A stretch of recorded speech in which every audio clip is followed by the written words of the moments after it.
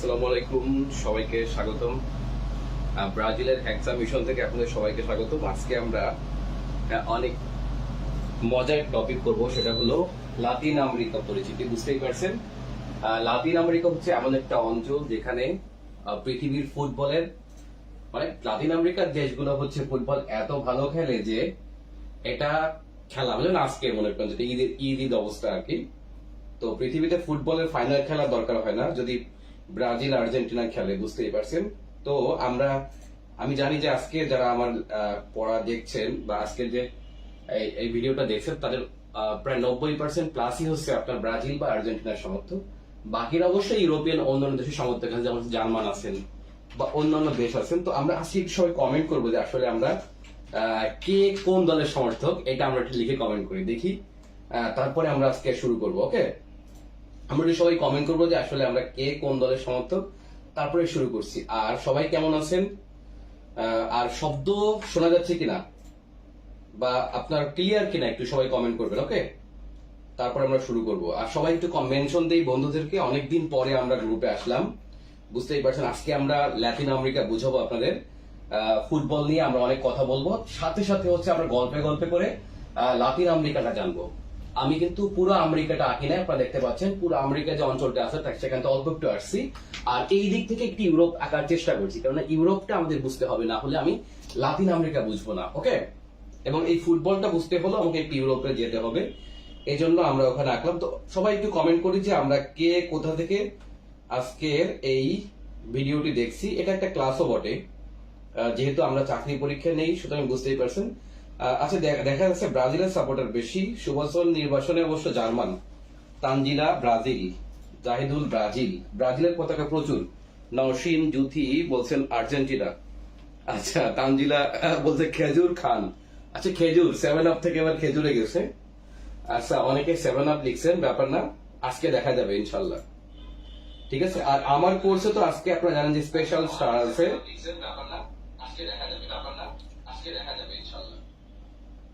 আচ্ছা, সাউন্ড কি এবার ঠিক আছে কিনা আমি জানতেছি না।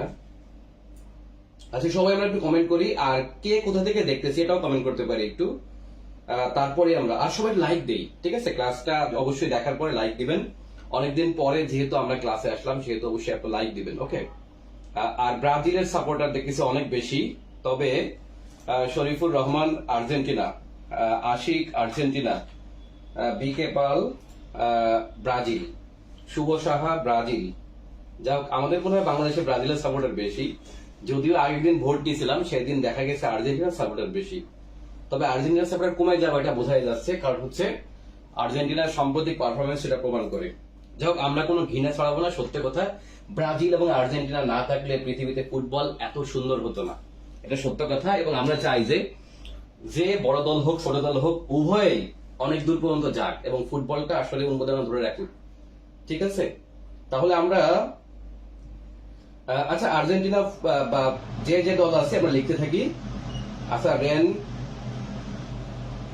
রফিক বলছে মাদারীপুর থেকে, আমাল শর্মা বলছে আর্জেন্টিনা। যাই হোক, আমরা আর্জেন্টিনা ব্রাজিল মনে হয় সমান সমান হবে আজকের ক্লাসে, কারণ অনেক আর্জেন্টিনার সমর্থক আস্তে আস্তে করে একটু চুপসে গেছে, তারা আসলে সহজে বলা যাচ্ছে না যে তারা আর্জেন্টিনার সমর্থক। ওকে, আচ্ছা, আমি এখন যে জিনিসটা আলোচনা করবো যে আসলে লাতিন আমেরিকা কি, প্রথমে একটু আসি যে লাতিন আমেরিকা কি, লাতিন আমেরিকা আসলে ফুটবল কিভাবে আসলো, আর লাতিন আমেরিকা এই যে দেশগুলো আমি এখানে লিখছি এগুলোর হচ্ছে আপনার পরিচিতি, ঠিক আছে। এখন একটু দেখি, আমরা প্রথমে আসি তাহলে আসলে লাতিন আমেরিকা কি। আমি মাঝখানে আঁকবো কিনা দেখেন, আপনারা দেখা যাচ্ছে কিনা। আচ্ছা, আমি একটু প্রথমে আসি, লাতিন অথবা ল্যাটিন আমেরিকা আসলে কি কি ওকে। আচ্ছা, আমরা জানি যে আমাদের এই অঞ্চলে, আমরা জানি যে বাংলা ভাষাভাষী যে অঞ্চলটা আছে আমাদের কিন্তু একটি প্রাচীনতম ভাষা আছে, বাংলা হিন্দি বা অন্যান্য যে ভাষাগুলো আছে এর একটা প্রাচীনতম ভাষা আছে। মোস্ট অফ মানে হচ্ছে আমাদের শব্দগুলো আসছে সেই ভাষা থেকে, আমরা জানি তার নাম হচ্ছে আপনার সংস্কৃত ভাষা, তাই না, বা সংস্কৃত ভাষা আমরা যেটাকে বলি। ঠিক তেমনি করে হচ্ছে আপনার ইউরোপীয় অঞ্চলে প্রধানতম একটি ভাষা আছে, যে ভাষা থেকে হচ্ছে আপনার একাধিক হচ্ছে আপনার ভাষা হচ্ছে সেখান থেকে সৃষ্টি হয়েছে, এবং সেই ভাষাটির নাম হচ্ছে আপনার লাতিন বা ল্যাটিন ভাষা। বুঝছেন কিনা? তাহলে লাতিন এটা হচ্ছে ইউরোপের প্রাচীনতম ভাষা। ওকে, ইউরোপের কিন্তু প্রাচীনতম একটি ভাষা। ওকে, এই ভাষা থেকে সৃষ্টি হয়েছে পরবর্তী যে ভাষাগুলা। এই যে প্রাচীনতম ভাষা ল্যাটিন, এখান থেকে এর একাধিক শাখা, তার মধ্যে অন্যতম হচ্ছে, আমরা যদি বলি তাহলে প্রথমে বলতে হবে স্প্যানিশের নাম। স্প্যানিশ, স্প্যানিশ মানে হচ্ছে বুঝতেই পারছেন স্পেনের ভাষা, যেটা মূলত দেশের নাম হচ্ছে আপনার স্পেন। ঠিক আছে, আমরা জানি যে স্পেনে আরেকটা ভাষা আছে, তার নাম হলো ক্যাটানল। ক্যাটানল, ঠিক আছে। আচ্ছা, এরপরে আছে হচ্ছে আমরা জানি যে স্পেনের পাশের দেশ, ঠিক আছে, স্পেন। তাহলে স্পেনটা একটু দেখাই আপনাদের। স্পেন হচ্ছে এইটা, স্পেন, দেখছেন? আচ্ছা, স্পেনের পাশের দেশটা, এই ছোট দেশটা, এই যে এই মুহূর্তে যে খেলতেছে, এটা হচ্ছে রোনালদোর দেশ, এটা হলো পর্তুগাল। আচ্ছা, বলুন তো পর্তুগালের ভাষা কি? আমরা জানি যে পর্তুগালের ভাষা হলো পর্তুগিজ। তার মানে এই লাতিন ভাষার আরেকটা শাখা হচ্ছে আপনার পর্তুগিজ ভাষা, পর্তুগিজ। আচ্ছা, আরেকটা শাখার নাম আমরা বলতে পারি, সেটা হচ্ছে আপনার একদম মূল ভাষার অন্যতম একটা হচ্ছে ইতালির ভাষা। এটা হলো ইতালি। ইতালির ভাষা হচ্ছে আপনার রোমান অথবা ইতালীয়। রোমান অথবা এটাকে বলা হয় ইতালীয় ভাষা। তার মানে রোমান এবং ইতালীয় এটাও কিন্তু আপনার লাতিন ভাষার একটি শাখা। বুঝছি কিনা আমরা? ঠিক আছে। আচ্ছা, এর পাশাপাশি একটা আছে হচ্ছে রোমানীয়। রোমান আর রোমানীয়, রোমানিয়ার ভাষা হচ্ছে রোমানীয়। তার মানে রোমানীয় ভাষাও লাতিন ভাষার একটি শাখা। আপনারা বুঝছেন কিনা? ঠিক আছে, এগুলোকে বলা হয় হচ্ছে আপনার লাতিন ভাষা। যদিও ইংরেজি, ফ্রেঞ্চ, ডাচ, তারপর হচ্ছে ড্যানিশ, এই যে বাকি যে ভাষাগুলো আছে, এগুলো লাতিন ভাষা থেকে অনেক শব্দ নিছে, বাট ওগুলো ডিরেক্ট হচ্ছে আপনার লাতিন ভাষা না। তাহলে মনে রাখবেন যে ওইগুলো লাতিন ভাষা নয়, কোনগুলো? সেটা হচ্ছে আপনার ইংরেজি, ঠিক আছে, তারপরে হচ্ছে আপনার ফ্রেঞ্চ, ডাচ, তারপরে হচ্ছে আপনার ড্যানিশ। এগুলো কিন্তু আপনার ডিরেক্ট, হ্যাঁ, এইসব ভাষায়ও আপনার লাতিন ভাষার অনেক শব্দ আছে। যেহেতু ইউরোপের একেবারে প্রাচীনতম এবং অন্যতম শ্রেষ্ঠ ভাষা ছিল লাতিন, সেহেতু এই ভাষাগুলো হচ্ছে ডিরেক্ট লাতিন ভাষা থেকে সৃষ্টি, বাট ওই ভাষাগুলোতেও লাতিন প্রচুর পরিমাণে শব্দ আছে। এটা হচ্ছে লাতিন ভাষা। এখন এটাকে এখানে বাদ দিয়ে এটাকে লাতিন ইউরোপ না বলে, তাই না? দেখেন, এটাকে কিন্তু আমরা লাতিন ইউরোপ বলি না, বাট লাতিন আমেরিকা বলি আমরা এই দিকটায়। এটা যদি যাই তাহলে একটু দেখি আমরা। এটা হলো পর্তুগাল, স্পেন, ইতালি, এটা হলো ফ্রান্স, আর এটা হলো ব্রিটেন। ব্রিটেন না বলে আমি যুক্তরাজ্য বলি, যুক্তরাজ্য, ওকে, অথবা ইউকে। আচ্ছা, দেখেন, এই দেশগুলো আমাদের একটু জানতে হবে। তার আগে একটু আমরা সবাই একটু ইতিহাসে যাই।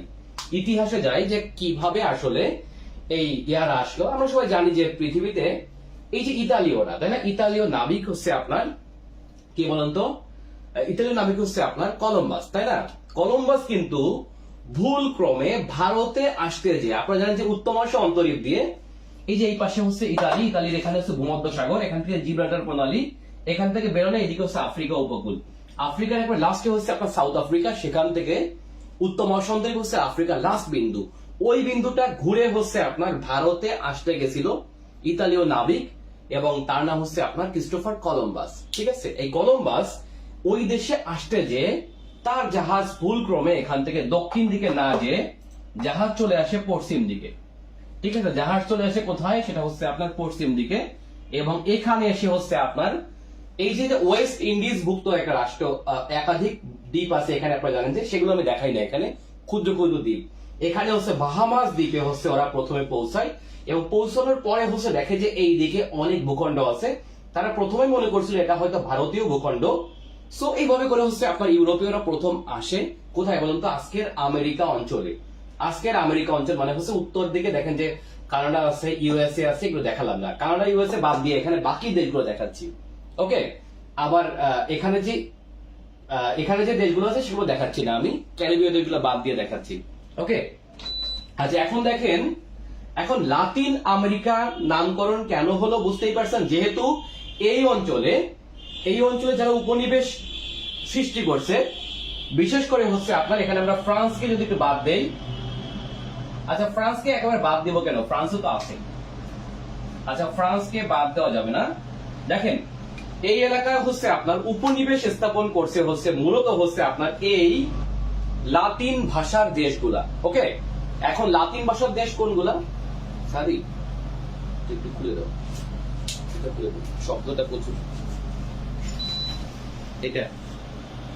আচ্ছা এখন দেখেন লাতিন ভাষার দেশগুলো হচ্ছে আপনার, তার মানে লাতিন ভাষার দেশগুলো হচ্ছে এখানে উপনিবেশ স্থাপন করে। এখন তার মধ্যে সব থেকে উল্লেখযোগ্য দেশটির নাম হচ্ছে আপনার স্পেন। বুঝতেই পারছেন, সবার চেয়ে এখানে সবচেয়ে বেশি উপনিবেশ স্থাপন করছে দেশটি হচ্ছে আপনার স্পেন। একটু আপনারা খেয়াল করবেন, আবারও বলি স্পেন। আচ্ছা স্পেন হচ্ছে আপনার এখানে সব থেকে বেশি উপনিবেশ স্থাপন করছে। তার মানে স্পেনের ভাষার নাম কি? স্প্যানিশ এবং ক্যাটালন, দুটেই কিন্তু আপনার এই লাতিন ভাষার অংশ। বুঝতেই পারছেন, সো এটা লাতিন আমেরিকা। একই সাথে যদি আমরা বলি পর্তুগাল, দেখেন যদিও এখানে মাত্র একটি পর্তুগিজ উপনিবেশ এবং তার নাম হচ্ছে ব্রাজিল, বাট ব্রাজিল কিন্তু প্রায় এদের আয়তনের প্রায় সমান। আপনি খেয়াল করে দেখেন ব্রাজিল হচ্ছে আপনার এই লাতিন আমেরিকা অঞ্চলের সব থেকে বৃহত্তম রাষ্ট্র। সো পর্তুগিজরা হচ্ছে আপনার উপনিবেশ স্থাপন করে যে দেশে, সেটা হচ্ছে আপনার ব্রাজিলে। সো বুঝতেই পারছেন, তাহলে ব্রাজিল আর এই দিকে যে আপনারা দেখতে পাচ্ছেন মধ্য আমেরিকা, এই মধ্য আমেরিকা অঞ্চলের দেশ হচ্ছে 60টি। মধ্য আমেরিকার 60টি দেশ সবগুলোই হচ্ছে আপনার স্প্যানিশ উপনিবেশ। স্প্যানিশ উপনিবেশ খেয়াল করে দেখেন, তাহলে স্পেনের উপনিবেশ। বাকিটাকে কি দেখেন? দক্ষিণ আমেরিকা। আচ্ছা দক্ষিণ আমেরিকা মানে হলো এই যে একটা ভূখণ্ড দেখতে পাচ্ছেন আপনারা, এটা একটা মহাদেশ। ওকে, এই দক্ষিণ আমেরিকা মহাদেশের দেশ পড়ছে 12টি, এর মধ্যে 9টি হলো স্পেনের উপনিবেশ, 9টি হলো স্প্যানিশ, 9টি হলো কি স্প্যানিশ। বুঝতেই পারছেন, তার মানে হচ্ছে বাকি থাকে 3টা, এই 3টার মধ্যে একটা হচ্ছে ব্রাজিল। তার মানে একটি হলো ব্রাজিল, এই ব্রাজিল হলো পর্তুগিজ উপনিবেশ। ঠিক আছে, পর্তুগিজ উপনিবেশ। আচ্ছা তাহলে বাকি থাকে কি দেখেন তো, বাকি থাকে হচ্ছে মাত্র 2টা রাষ্ট্র, বাকি থাকে তাহলে 9টা একটা 10টা, বাকি থাকে 2টা। এই 2টার মধ্যে দেখেন গায়ানা, গায়ানা হলো ডাচ উপনিবেশ, ডাচ তার মানে ব্যতিক্রম। আচ্ছা সুরিনাম, ঠিক আছে, সুরিনাম হলো আছে আপনার সুরিনাম হলো এটাও কিন্তু আপনার, আচ্ছা ভুল বললাম, সুরিনাম হলো ডাচ উপনিবেশ। আর গায়ানাও 2টা, একটা হলো ডাচ গায়ানা যেটা হচ্ছে গায়ানা আর কি, এটাও কিন্তু আপনার সুরিনামটা, ঠিক আছে। আচ্ছা সুরিনামটা হচ্ছে আপনার ডাচ উপনিবেশ। হ্যাঁ আপনারা একটু দেখেন তো ঠিক আছে কিনা। গায়ানাও ডাচ উপনিবেশ। আর গায়ানা নামে 2টা ভূখণ্ড আছে এখানে, একটা হচ্ছে ফ্রেঞ্চ গায়ানা, এটা কিন্তু এখানে স্বাধীন দেশ না, মনে রাখতে হবে, এটা হচ্ছে ফ্রান্সের একটি টেরিটরি। ওকে, তাহলে দেখেন যে বাকি 2টা ভূখণ্ড আমরা দেখতে পাচ্ছি, একটা হচ্ছে গায়ানা এবং সুরিনাম, দুটাই হচ্ছে আপনার ডাচ উপনিবেশ। ওকে, এখানে 2টা গায়ানা, একটা হলো অনলি গায়ানা, এটাকে বলা হয় ডাচ গায়ানা, এটা হলো একটি স্বাধীন রাষ্ট্র। আর সুরিনাম হলো আপনার, এটাও একটি ডাচ উপনিবেশ, তবে এটা এখন স্বাধীন রাষ্ট্র। তার মানে এখানকার উপনিবেশ গুলো আপনারা বুঝতে পারছেন, এই 2টা দেশ বাদে অর্থাৎ গায়ানা বাদে, এই যে 2টা গায়ানা, একটা হচ্ছে ফ্রেঞ্চ গায়ানা, ডাচ গায়ানা আর সুরিনাম, এই 3টা ভূখণ্ড বাদ দিলে বাকি যে রাষ্ট্রগুলো আছে মধ্য আমেরিকা এবং দক্ষিণ আমেরিকা মহাদেশের, এগুলোকে একত্রে বলা হয় লাতিন আমেরিকা। এখন আপনারা বুঝতেই পারছেন এই লাতিন আমেরিকার মধ্যে ব্রাজিল বাদ দিলে 9 আর 7 কয়টা হলো? 16টা। এখানে হচ্ছে আপনার 16টি হচ্ছে আপনার ডিরেক্ট হচ্ছে আপনার স্পেনের উপনিবেশ, আর একটা হলো পর্তুগিজ উপনিবেশ। ঠিক আছে, তাহলে ভাববেন ইতালি কোথায় গেল? হ্যাঁ ইতালীয় লোক এখানে প্রচুর আছে, যেমন আর্জেন্টিনা যদিও স্প্যানিশ উপনিবেশ ছিল, বাট এখানে জাতিগত দিক থেকে স্পেনের থেকে বেশি আছে হচ্ছে ইতালীয়, বাট উপনিবেশ স্থাপন করছে কারা বলেন তো? সেটা হচ্ছে আপনার স্প্যানিশরা। সুতরাং এখানের ভাষা কিন্তু আপনার স্প্যানিশ বেশি, বাট ইতালিও এখানে সেকেন্ড বৃহত্তম। ঠিক আছে, এই হচ্ছে ব্যাপার। এখন আপনারা দেখবেন যে এর পাশাপাশি এখানে কিন্তু প্রচুর পরিমাণে আফ্রিকান কালো মানুষ আছে। যেমন আপনি দেখবেন এইসব দেশের যে ফুটবলাররা দেখবেন খেয়াল করে, এদের তাকালে বোঝা যায় যে অনেকে আফ্রিকান মনে হচ্ছে না। হ্যাঁ এখানে হচ্ছে বাস হিসেবে কিন্তু আফ্রিকানরা প্রচুর পরিমাণে আসছে ইউরোপীয়দের সাথে। এই হিসেবে হচ্ছে আপনার এখানে হচ্ছে আপনার ওদের আগমন করছে। ওকে, আমরা বুঝছি কিনা?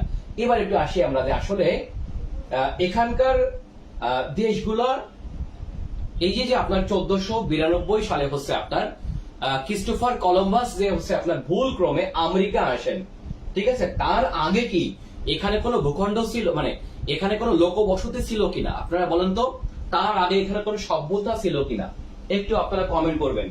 এবং সেই সভ্যতাগুলোর নাম কি একটু বলে রাখা দরকার যে ইউরোপিয়ানরা এই অঞ্চলে পৌঁছানোর আগেই কিন্তু এখানে 3টা সভ্যতা হচ্ছে আপনার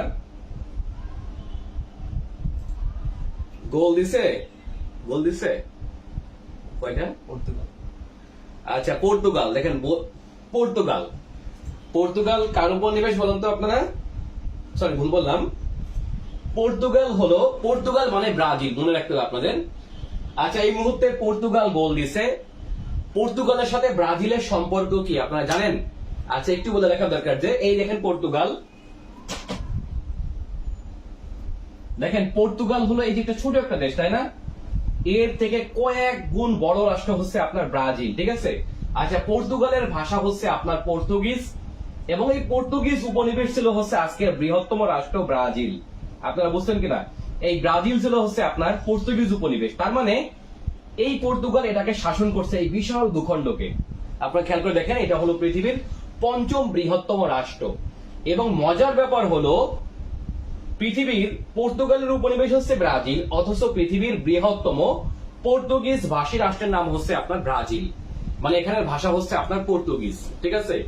এবং মজার ব্যাপার, ইউরোপের বাইরে ইউরোপীয়দের একমাত্র রাজধানী ছিল হচ্ছে আপনার, সেটা হচ্ছে লাতিন আমেরিকার ব্রাজিলে। সেটা কিভাবে? আচ্ছা, একসময় বিখ্যাত পর্তুগিজ সাম্রাজ্য, ঠিক আছে? ইংরেজদের থেকেও কিন্তু প্রভাবশালী ছিল একটা সময়। এক সময় পৃথিবীর বৃহত্তম পর্তুগিজ সাম্রাজ্যের রাজধানী ছিল হচ্ছে আপনার, সেটা হচ্ছে ইউরোপের বাইরে। এখন তো লিসবন পর্তুগালের রাজধানী, তখন এই ওর রাজধানী ছিল হচ্ছে আপনার ইয়াতে Rio de Janeiro,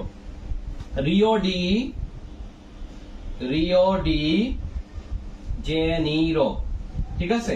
Rio de Janeiro হচ্ছে আপনার ব্রাজিলের একটি প্রাচীনতম শহর, যেটা হচ্ছে ব্রাজিলের অন্যতম একটি বৃহত্তম শহর, ঠিক আছে? এই তাহলে দেখেন পর্তুগালের সাথে দেখেন যে ফুটবলের একটা মজার ব্যাপার হলো, দেখেন আপনারা খেয়াল করে দেখবেন যে এই কয়টা দেশ ভালো খেলে, তাই না? আমরা জানি যে ফুটবলের জন্ম হচ্ছে কোথায়? জন্ম হচ্ছে আধুনিক ফুটবলের জন্ম আর কি। আধুনিক ফুটবলের জন্ম হচ্ছে আজকের ইংল্যান্ডে, অর্থাৎ ইংল্যান্ড হচ্ছে আপনার ইউকের অংশ, এটা হলো ইংল্যান্ড, ঠিক আছে? এই ইংল্যান্ডে হচ্ছে আধুনিক ফুটবলের জন্ম। এবং দেখেন এখান থেকে হচ্ছে আপনার ইউরোপীয় বাকি দেশগুলো হচ্ছে আপনার আধুনিক ফুটবল ছড়িয়ে পড়ে, ঠিক আছে? এবং দেখেন যে এই দেশগুলো হচ্ছে উপনিবেশ স্থাপন করেছে কোথায়? এই দিকে।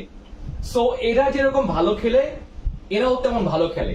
এই কারণে হচ্ছে আপনার লাতিনদের সাথে, এরা হচ্ছে লাতিন, এই লাতিনদের সাথে হচ্ছে লাতিন আমেরিকার সম্পর্ক ফুটবলে। এই কারণে একটু খেয়াল করে দেখেন, পৃথিবীতে মনে রাখবেন যে যারা স্প্যানিশ উপনিবেশ এবং পর্তুগিজ উপনিবেশ, তারা অবশ্যই ফুটবল ভালো খেলবেই, ঠিক আছে? আবারও বলি, পৃথিবীতে স্প্যানিশ উপনিবেশ এবং হচ্ছে পর্তুগিজ উপনিবেশ সবগুলো হচ্ছে আপনার ফুটবল ভালো খেলে। যেমন দেখেন স্পেন নিজে ভালো খেলে, বুঝতেই পারছেন স্পেন খুবই ভালো ফুটবল খেলে। ঠিক তেমনই ভাবে স্প্যানিশ উপনিবেশ গুলা, যেমন আর্জেন্টিনা ভালো বলতেই হবে। দেখেন Chile, Peru, Bolivia, Uruguay, Paraguay, এগুলো হচ্ছে আপনার স্প্যানিশ উপনিবেশ, ঠিক আছে?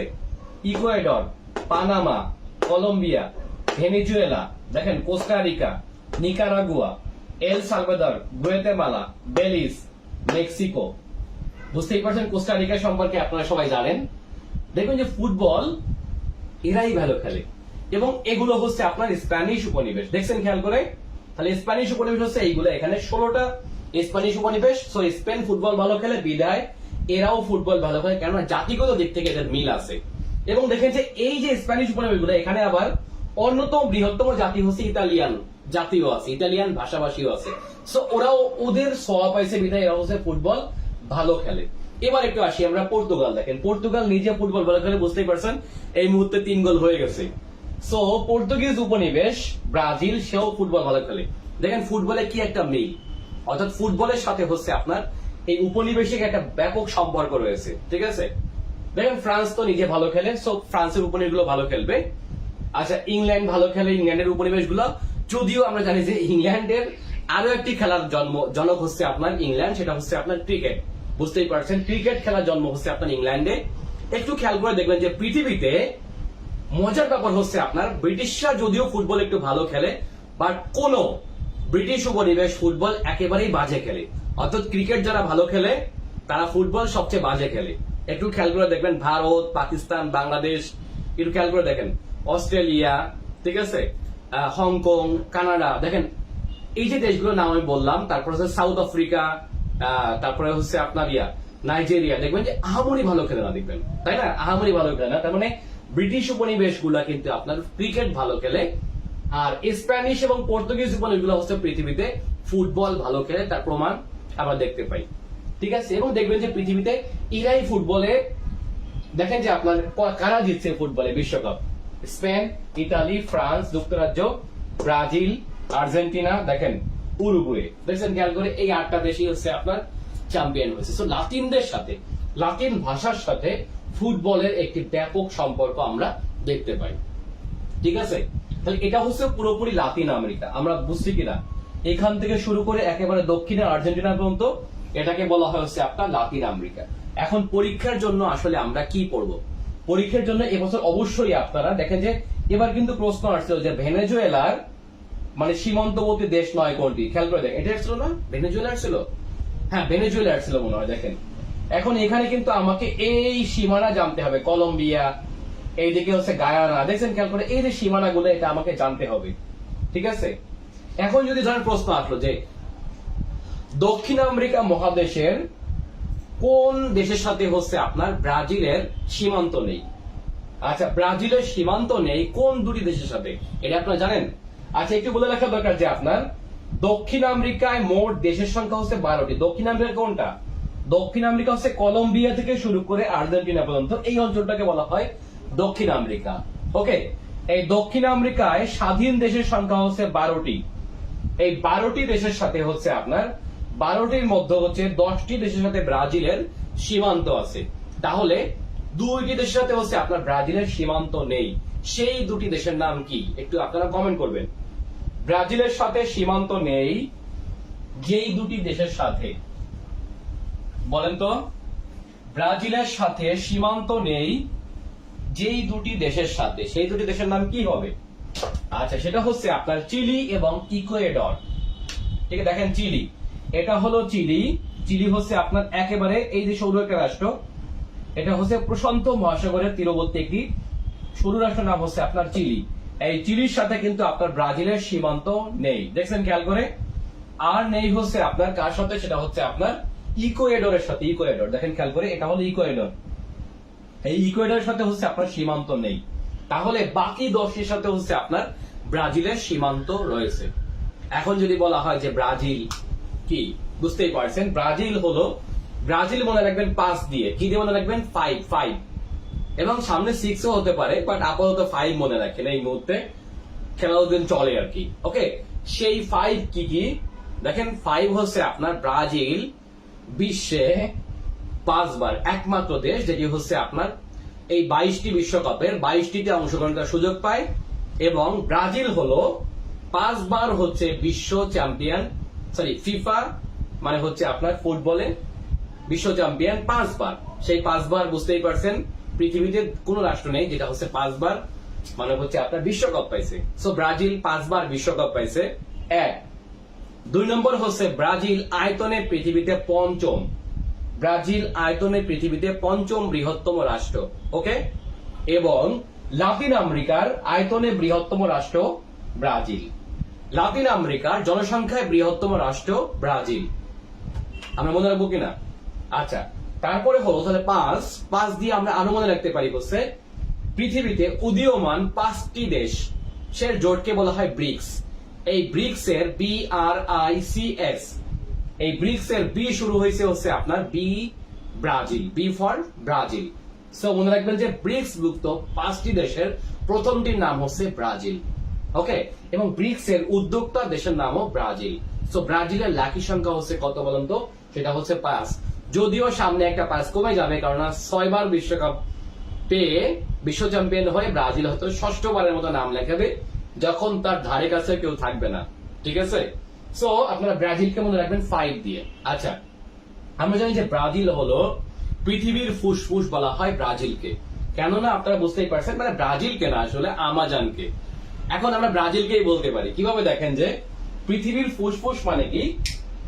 আমরা জানি যে পৃথিবীর ফুসফুস বলা হয় হচ্ছে আপনার পৃথিবীর বৃহত্তম রেইন ফরেস্ট, এটা হচ্ছে আপনার আমাজনকে। ঠিক আছে, এই আমাজন পড়ছে হচ্ছে আপনার এই দক্ষিণ আমেরিকা মহাদেশের বেশিরভাগ দেশে, বাট সব দেশে না, যেমন চিলিতে পড়ে নাই, আর্জেন্টিনায় পড়ে নাই। ঠিক আছে, বেশিরভাগ দেশে হচ্ছে আমাজন পড়ছে। এই আমাজনের মধ্যে আবার 60% পড়ছে হচ্ছে আপনার ব্রাজিলে। অর্থাৎ পৃথিবীর ফুসফুস খ্যাত আমাজনের 60% পড়ছে ব্রাজিলে।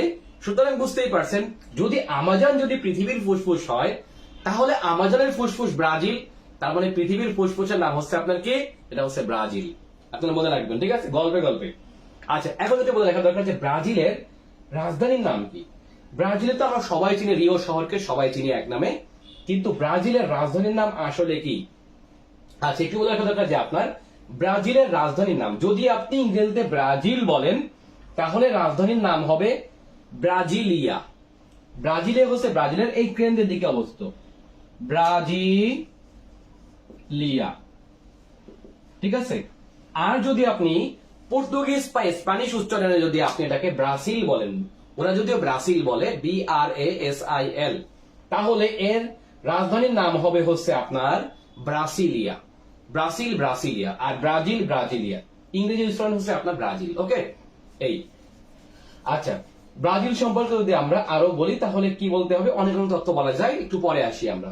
এবার একটু আমরা আর্জেন্টিনা সম্পর্কে বলি, না হলে আপনারা অনেকে মন খারাপ করে থাকবেন। ঠিক আছে, আচ্ছা, আর্জেন্টিনা কি বুঝতেই পারছেন। আর্জেন্টিনা হলো পৃথিবীর 8ম বৃহত্তম রাষ্ট্র। ঠিক আছে, মনে রাখবেন যে ভারত 7ম, তারপরে হচ্ছে আপনার 8ম। পৃথিবীর 8ম বৃহত্তম রাষ্ট্র হচ্ছে আপনার আর্জেন্টিনা, দেখতেই পাচ্ছেন। এখন আর্জেন্টিনাকে আমরা আসলে কিভাবে চিনি। আর্জেন্টিনাকে আমরা চিনি হচ্ছে অবশ্যই ফুটবলের জন্য। সত্য কথা বলতে হচ্ছে আপনার লাতিনরা পৃথিবীর ছন্দময় ফুটবল খেলে, তাই না। আর এই দিকে লাতিন ভাষী দেশগুলো যারা আছে আর কি, ওরা হচ্ছে আপনার পৃথিবীতে গতিময় ফুটবল খেলে। ছন্দময় ক্লাসিক ফুটবল, ওরা আসলে গতিময় ফুটবল। সো বুঝতেই পারছেন, ব্রাজিলের ছোঁয়াতে অবশ্যই আর্জেন্টিনাও কিন্তু আপনার ভালো ফুটবল খেলে, এটা বলতে হবে। আপনারা বুঝতেই পারছেন, এক জায়গায় যদি অনেকগুলো ডাক্তার থাকে, দেখবেন তার পাশের লোক বাড়িতেও দেখবেন অনেকগুলো ডাক্তার হয়, তাই না, সেইভাবে আর কি। আচ্ছা, এই আর্জেন্টিনা হচ্ছে আপনার, যদি আর্জেন্টিনাকে আমরা ডিফাইন করি যে আর্জেন্টিনাকে আসলে আমরা কিভাবে চিনি, অবশ্যই বলতে হবে যে ফুটবলের নামে চিনি, এক, পৃথিবীর 8ম বৃহত্তম রাষ্ট্র সেই হিসেবে চিনি। ঠিক আছে, তারপরে হচ্ছে আপনার এটা হচ্ছে মেসি ম্যারাডোনার দেশ হিসেবে আমরা সবাই তাকে চিনি। ঠিক আছে, আরো একটা নামে চিনি, সেটা হচ্ছে আমাদের রবীন্দ্রনাথের গার্লফ্রেন্ডের দেশ কিন্তু আপনার আর্জেন্টিনা ছিল। আপনারা কি কেউ বলতে পারবেন যে রবীন্দ্রনাথের গার্লফ্রেন্ডের নাম কি এবং তাকে নিয়ে রবীন্দ্রনাথ কোন গান বা কবিতাটি লিখছে। ঠিক আছে, তাহলে মনে রাখবেন যে কার কার দেশ এটা। 1 নম্বরে হচ্ছে আপনার ম্যারাডোনার দেশ, মেসির দেশ, এবং রবীন্দ্রনাথের গার্লফ্রেন্ডের দেশের নাম হচ্ছে কি, সেটা হচ্ছে আপনার আর্জেন্টিনা। ঠিক আছে, এবং সে দেশটা কিন্তু আপনার আজ থেকে 36 বছর আগে 2বার বিশ্বকাপ পাইছিল, এটা আর কি। যদিও সেই বিশ্বকাপের একটা নিয়ে বিতর্ক আছে, বাট আমি সেদিকে যাব না, সেটা হচ্ছে আপনাদের উপর ছেড়ে দিলাম। ঠিক আছে, আচ্ছা, তাহলে আর্জেন্টিনা। ঠিক আছে, এখন যদি বলা হয় যে আর্জেন্টিনার ভাষার নাম কি। ঠিক আছে, আচ্ছা, আর্জেন্টিনার প্রধান ভাষার নাম হচ্ছে আপনার স্প্যানিশ। ঠিক আছে, প্রধান জাতির নাম হচ্ছে আপনার স্প্যানিশ, যেমন মেসি ম্যারাডোনা এরা হচ্ছে আপনার স্প্যানিশ জাতিগোষ্ঠীর লোক। ঠিক আছে, ও আরো একজন ব্যক্তির নাম এখানে চলে আসবে, সেই ব্যক্তির নাম হচ্ছে বিখ্যাত একজন সমাজতাত্ত্বিক। ঠিক আছে, তাত্ত্বিক এবং হচ্ছে রাজনীতিবিদ এবং পৃথিবীকে নাড়া দেওয়া একজন যুবক। সেই যুবক কিন্তু আপনার খুব অল্প বয়সে মারা যায়। সেই বিখ্যাত সমাজতন্ত্রী নেতার নাম কি বলেন তো আপনারা, একটু কমেন্ট করবেন যে আর্জেন্টিনা জন্মগ্রহণকারী একজন বিখ্যাত সমাজ তত্ত্ববিদ এবং তার নাম কি বলেন তো। আচ্ছা, আমরা একটু কমেন্ট করবো, সবাই কমেন্ট করবো।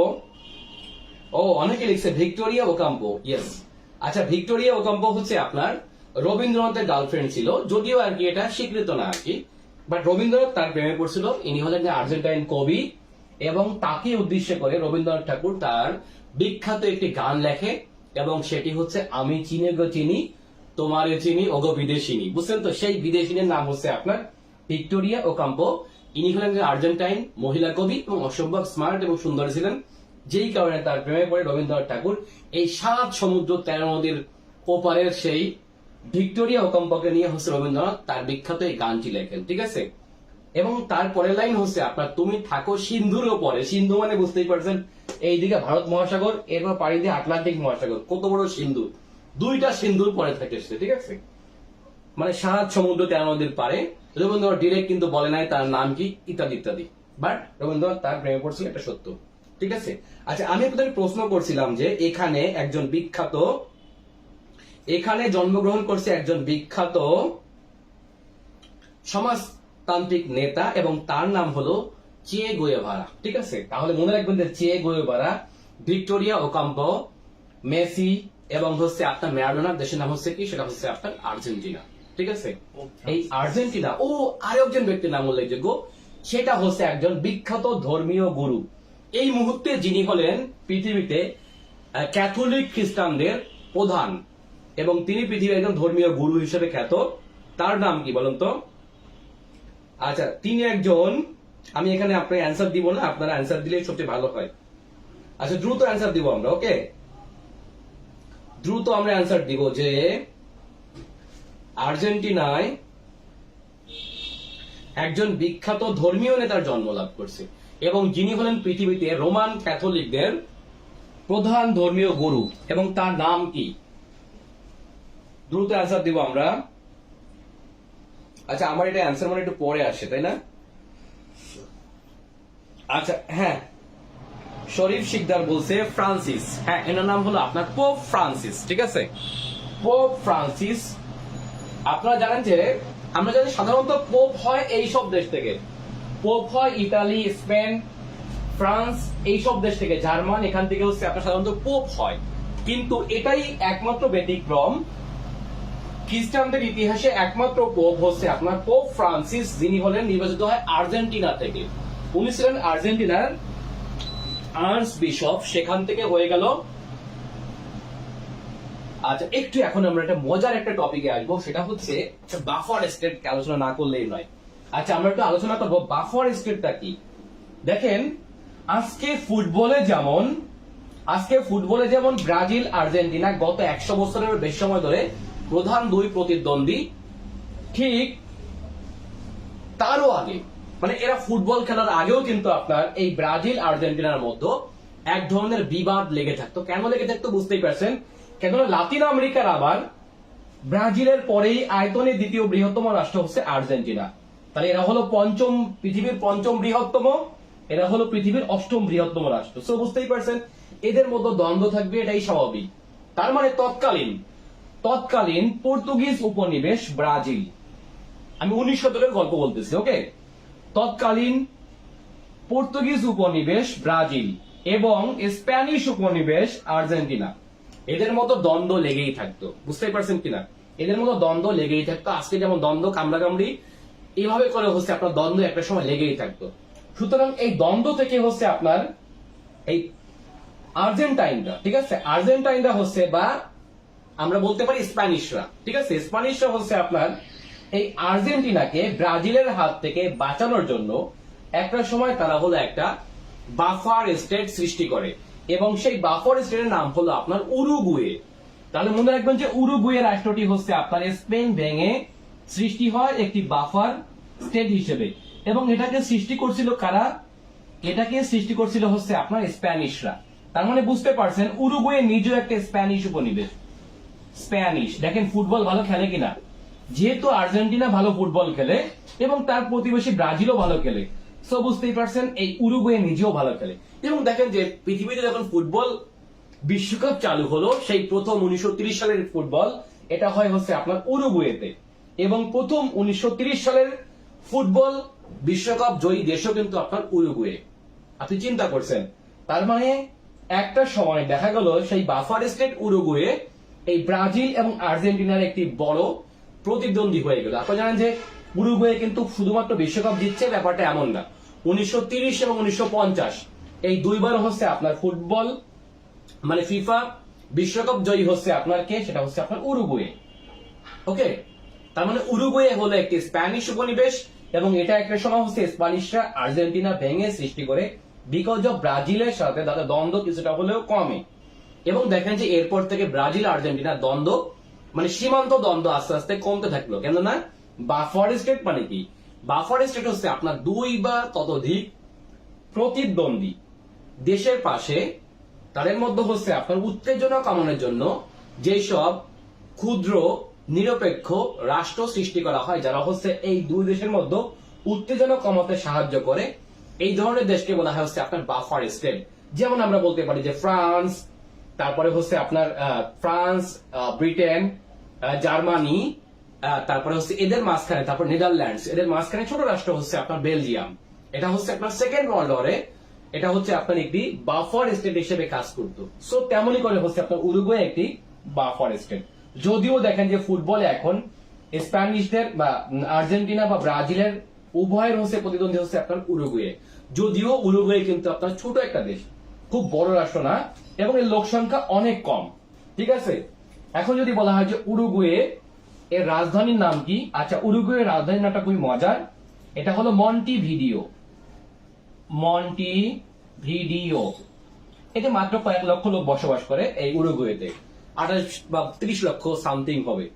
বাট দেখেন কি পরিমাণ ভালো ফুটবল খেলে। ওকে, এবং এই আর্জেন্টিনা এবং উরুগুয়ে এর মাঝখানে দেখেন এই যেটা পাতা দেখতে পাচ্ছেন আপনারা, এইখান থেকে এইদিকে এখানে একটা বৃহত্তম নদী গেছে। ওকে, নদীর নাম হচ্ছে আপনার রিও ডি লা প্লাটা। ঠিক আছে, রিও ডি লা প্লাটা, এটা হচ্ছে উরুগুয়ে থেকে আর্জেন্টিনাকে অনেকটা পৃথক করছে, সব জায়গায় না তো অনেকটা। তাহলে উরুগুয়ের রাজধানীর নাম হচ্ছে মন্টিভিডিও। এই মন্টিভিডিও শহরটি হচ্ছে আপনার এই রিও ডি লা প্লাটা নদীর তীরে অবস্থিত।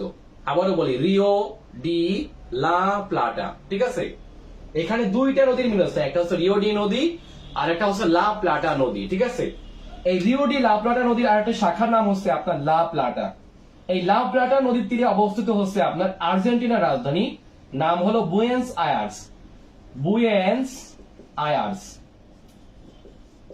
ঠিক আছে, তাহলে বুয়েন্স আয়ার্স হচ্ছে আপনার আর্জেন্টিনার রাজধানীর নাম। ঠিক আছে, আচ্ছা এই আর্জেন্টিনা এর পাশে দেখেন যে আর্জেন্টিনা হচ্ছে আটলান্টিক মহাসাগরের তীরবর্তী একটি দেশ, তার পাশের দেশটা হচ্ছে আপনার সরু দেশ চিলি। এই যে আপনারা দেখতে পাচ্ছেন এটা হলো প্রশান্ত মহাসাগরের তীরবর্তী রাষ্ট্র হচ্ছে আপনার চিলি। ঠিক আছে, এই আর্জেন্টিনার দক্ষিণে এবং চিলির দক্ষিণে হচ্ছে আপনার পৃথিবীর একটি তৃণভূমি অবস্থিত, এবং এটা হচ্ছে পৃথিবীর একটি অন্যতম বৈশিষ্ট্য সম্পন্ন বায়োম, এবং সেটির নাম হলো কি বলুন তো, এটির নাম হলো পাতাগোনিয়া বা পাটাগোনিয়া। ঠিক আছে, এটার নাম হলো কি পাতাগোনিয়া। মনে রাখবেন যে পাতাগোনিয়া তৃণভূমির অবস্থান হলো আর্জেন্টিনা এবং হলো চিলির দক্ষিণে। আর্জেন্টিনা এবং চিলির দক্ষিণে হচ্ছে আপনার পাতাগোনিয়া তৃণভূমির অবস্থান। সো বুঝতেই পারছেন, যেখানে তৃণভূমি আছে সেখানে গরু আছে, সেখানে গবাদি পশু আছে। সো আর্জেন্টিনায় প্রচুর পরিমাণে হচ্ছে আপনার গরু মানে হচ্ছে আপনার লালন পালন করা হয়, যেই কারণে দেখবেন যে আপনার আর্জেন্টিনারা যখন খেলতে আসছে উরুগুয়েও আপনার এটা হচ্ছে একটা বায়োম, এখানে প্রচুর পরিমাণে ঘাস, তো এখানে হবেই। আচ্ছা এই দিকে আসলে যদি আমরা দেখি আর্জেন্টিনার এই দিকে যেখানে হচ্ছে এই পোর্ট উরুগুয়ে সীমান্ত যেখানে আছে, এইদিকে ব্রাজিল প্রায় পুরোটাই হচ্ছে আপনার ঘাস ভূমি, মানে আমাজন বাদ দিয়ে, আমাজনের বাইরে যে ভূমিটা আছে এটা হচ্ছে পুরোপুরি ঘাস ভূমি। ঠিক আছে, ঘাস ভূমি তো বুঝতেই পারছেন। এরপরে উরুগুয়েতে ঘাস ভূমি এলাকা, আর্জেন্টিনার এই দিকটা হচ্ছে ঘাস ভূমি এলাকা, এবং এটাকে বলা হয় হচ্ছে আপনার সাভানা অঞ্চল। তাহলে মনে রাখবেন, আমাজন বাদ দিয়ে ব্রাজিলের বেশিরভাগ ভূমি হচ্ছে আপনার সাভানা অঞ্চল, সাভানা তৃণভূমি। ঠিক আছে, উরুগুয়ে একটা সাভানা তৃণভূমি, আর্জেন্টিনাও একটা সাভানা তৃণভূমি অঞ্চল এই দিকটায়।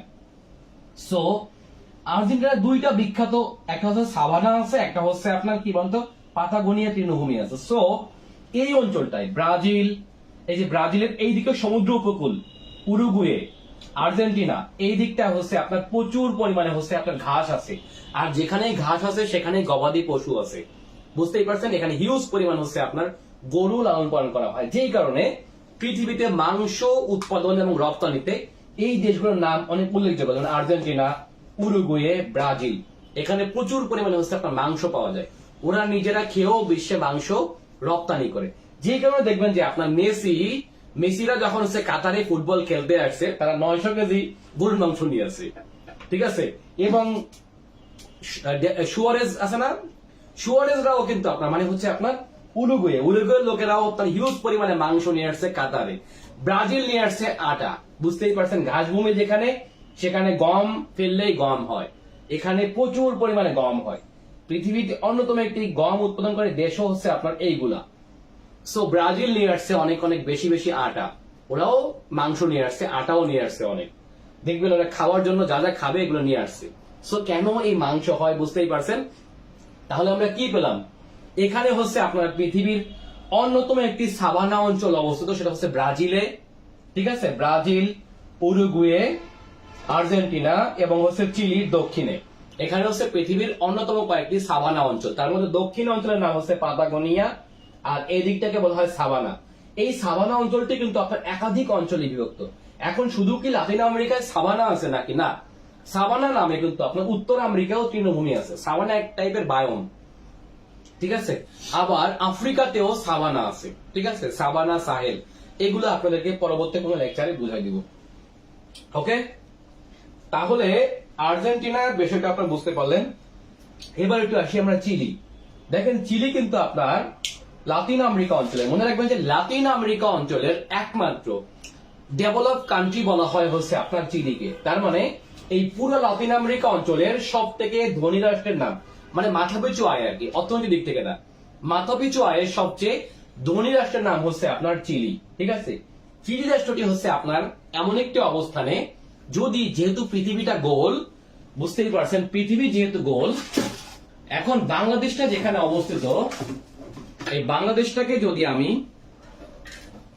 দেখেন, এটা যদি ময়লা পড়ে গেছে, যাও ব্যাপার না, বাংলাদেশটা যেখানে অবস্থিত, এই যে আপনারা দেখতে পাচ্ছেন বাংলাদেশ, ওকে। এই বাংলাদেশে যদি আমি একটা পেরেক মারি, বড় পেরেক মারি, এই পেরেকটা যেখানে যে ছিদ্র হবে অপর প্রান্তে, সেই অপর প্রান্তের নাম হলো চিলি। এই যে এখানে দেখেন যে চিলির নিকট প্রশান্ত মহাসাগরে হচ্ছে সেটা ছেদ হবে এই বাংলাদেশটা, অর্থাৎ ঢাকায় যদি আমি একটি বড় পেরেক মারি, তাহলে ঢাকার অপর প্রান্ত হবে লাতিন আমেরিকার দেশ চিলি। তার মানে বুঝতেই পারছেন, চিলি, আর্জেন্টিনা, এই দেশগুলো হচ্ছে মূলত আমাদের ঠিক পায়ের নিচে থাকে, অথবা আমাদের মাথার উপরে থাকে, যে আমরা করে পৃথিবী তো ঘোরে, বুঝছেন। তাহলে এই যে ঢাকা যদি বাংলাদেশের প্রাণ কেন্দ্র হয়, তাহলে ঢাকায় যদি আমি একটা পেরেক মারি, সেই পেরেকটা কোথায় গিয়ে ছিদ্র হবে, এটি ছিদ্র হবে হচ্ছে আপনার এই চিলির নিকট প্রশান্ত মহাসাগরে, ঠিক আছে। এমন বিন্দুকে বলা হয় প্রতিপাদ স্থান, প্রতিপাদ বিন্দু বলা হয়, ঠিক আছে। তাহলে ঢাকার, মনে রাখবেন, ঢাকার প্রতিপাদ বিন্দু হচ্ছে চিলির নিকট প্রশান্ত মহাসাগর, এইখানে। তাহলে চিলি হচ্ছে আমাদের ঠিক বিপরীত দিকে, বুঝছেন কিনা। অর্থাৎ পুরো পৃথিবীটা যদি আমি একটা বড় পেরেক মারি, সেই পেরেকটা ছিদ্র হবে হচ্ছে আপনার চিলির নিকট এই প্রশান্ত মহাসাগরের উপকূলের দিকে, এইখানে যে ছিদ্র হবে, ঠিক আছে। এটা হচ্ছে আপনার চিলি। তাহলে আমাদের ঠিক বিপরীত দিকে, পৃথিবীর বিপরীত প্রান্তে, এইদিকে বাংলাদেশ আর এইদিকে হচ্ছে আপনার চিলি, মনে রাখবেন। এটাকে বলা হয় প্রতিপাদ স্থান, ওকে।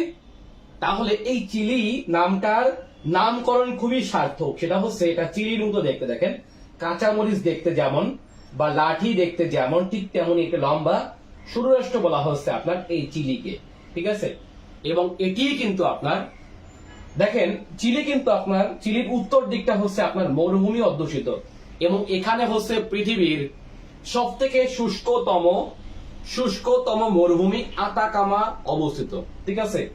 এই আতাকামা অবস্থিত হচ্ছে আপনার চিলিতে, যদিও কিছু অংশ পড়ছে পেরুতে।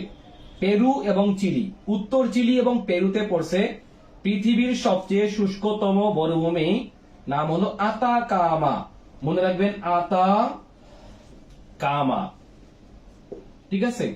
এই আতাকামা মরুভূমি এমন এক মরুভূমি যেখানে গত 400 বছরে এখানে হচ্ছে আপনার কোনো বৃষ্টিপাত হয়নি, যদিও সামান্য বৃষ্টিপাত হয়েছে দু একটা জায়গায়, ওটা ধরে না। এবং বলা হয়ে থাকে যে পৃথিবীতে একেবারে বৃষ্টিহীন অঞ্চল হচ্ছে আপনার আতাকামা। এই আতাকামার উপরের দিকে, যেখানে হচ্ছে আন্দিজ পর্বতমালার বৃষ্টি ছায়া অঞ্চল, সেখানে এমন এমন জায়গা আছে যেখানে পৃথিবী সৃষ্টির পরে এখন পর্যন্ত বৃষ্টিপাত হয় নাই পৃথিবীতে। এই রেয়ার জায়গা আছে হচ্ছে আপনার এই আতাকামাতে।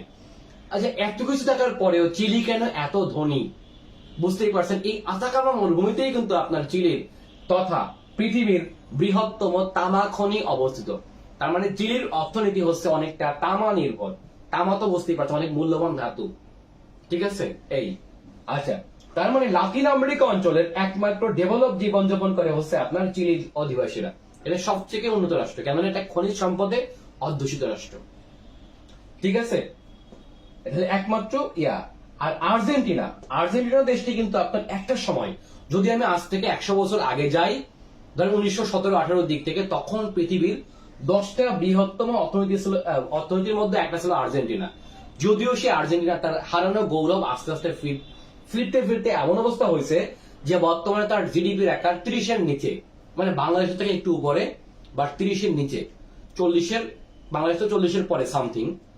সো বুঝতেই পারছেন আর্জেন্টিনা হচ্ছে আস্তে আস্তে করে তার অর্থনৈতিক দিক থেকে অনেক কিছু হারাইছে।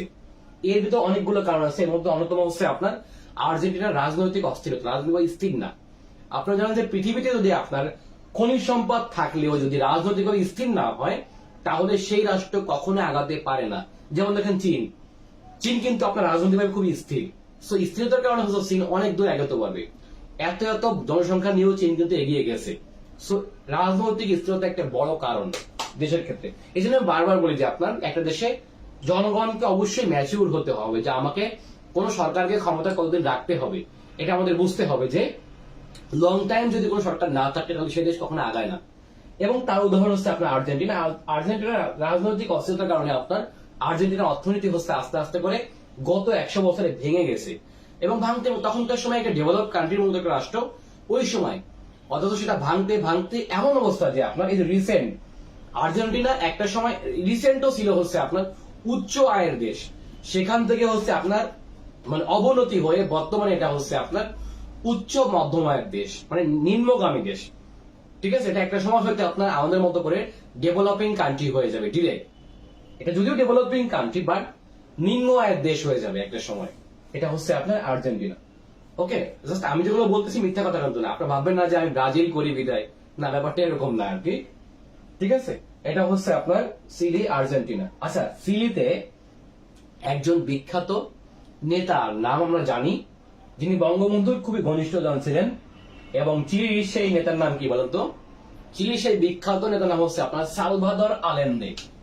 সালভাদর আলেন্দে, ঠিক আছে। এই সালভাদর আলেন্দেকে হচ্ছে আপনার হত্যা করা হয়েছিল আর কি। ওকে, সালভাদর আলেন্দে চিলির প্রেসিডেন্ট ছিল একজন এবং মহান নেতা, বঙ্গবন্ধুর বন্ধু টাইপের ছিল আর কি। এবং সালভাদর আলেন্দেকে হত্যা করার পরে হচ্ছে আপনার বঙ্গবন্ধু উক্তি করছিল এরকম যে আলেন্দেকে হত্যা করা হলো, তাহলে বুঝতেই পারছেন মানে বঙ্গবন্ধু একটা ইয়াতে ছিল আর কি, খুবই দুঃখ প্রকাশ করেছে সালভাদর আলেন্দের হত্যার পরে আর কি, ঠিক আছে।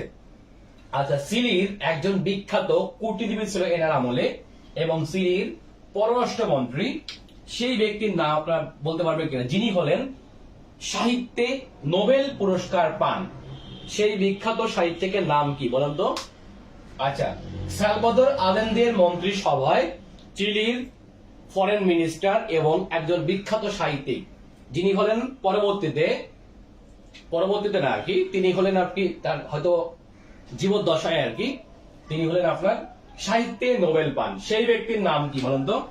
সেই ব্যক্তির নাম হলো পাবলো নেরুদা। তাহলে পাবলো নেরুদা কোন দেশের সাহিত্যিক, কূটনীতিবিদ এবং মন্ত্রী ছিলেন? সেটা হচ্ছে আপনার চিলির। যারা সাহিত্য পড়েন তারা অনেকে পাবলো নেরুদাকে চিনবেন। ইনি ছিলেন চিলির কূটনীতিবিদ এবং হচ্ছে আপনার, ওকে। তাহলে আমরা চিলি সম্পর্কে কি কি তথ্য মনে রাখবো বুঝতেই পারছেন। যদি বলি চিলি কার উপনিবেশ ছিল, চিলি হচ্ছে আপনার উপনিবেশ ছিল হচ্ছে আপনার স্পেনের, ঠিক আছে। যদি বলা হয় যে চিলির রাজধানীর নাম কি, তাহলে বলতে হবে চিলির রাজধানীর নাম হচ্ছে আপনার সান্টিয়াগো।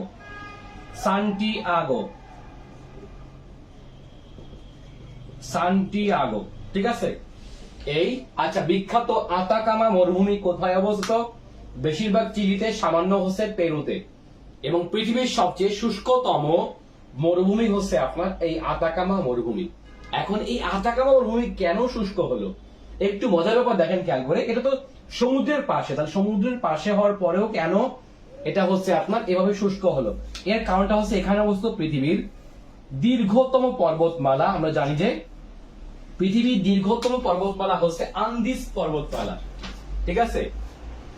ভৌগোলিক দিক থেকে কিন্তু এই দক্ষিণ আমেরিকা খুবই বৈচিত্র্যময়, আপনারা বুঝতেই পারছেন। যেখানে হলো একেবারে উত্তর দিক থেকে যদি শুরু করি আমরা, উত্তর দিক থেকে শুরু হয়েছে আন্দিজ পর্বতমালা এবং এটা শেষ হয়েছে একেবারে দক্ষিণে, এটা হলো আন্দিজ পর্বত শ্রেণী, বুঝতে পারছেন কিনা? এটা হলো আন্দিজ পর্বত শ্রেণী। এটা এই লাতিন আমেরিকাকে এমন এক বৈচিত্র্য দিছে। আমরা জানি যে আন্দিজ পর্বতমালা হলো পৃথিবীর সবচেয়ে দীর্ঘতম পর্বতমালা। দেখেন কত বড়, হিমালয়ের থেকে লম্বা, বাট উঁচু না কিন্তু, বুঝতে হবে। পৃথিবীর সবচেয়ে দীর্ঘতম পর্বতমালা হচ্ছে আন্দিজ পর্বতমালা। এই আন্দিজ পর্বতমালাই হচ্ছে আপনার এই দক্ষিণ আমেরিকাকে ভৌগোলিকভাবে অনেক বৈচিত্র্যময় করছে। দেখেন মনে রাখবেন যে এই দিক থেকে যে এই যে আটলান্টিক মহাসাগর আছে না, এখান থেকে যে হাওয়াটা এইদিকে আসে, তাই না?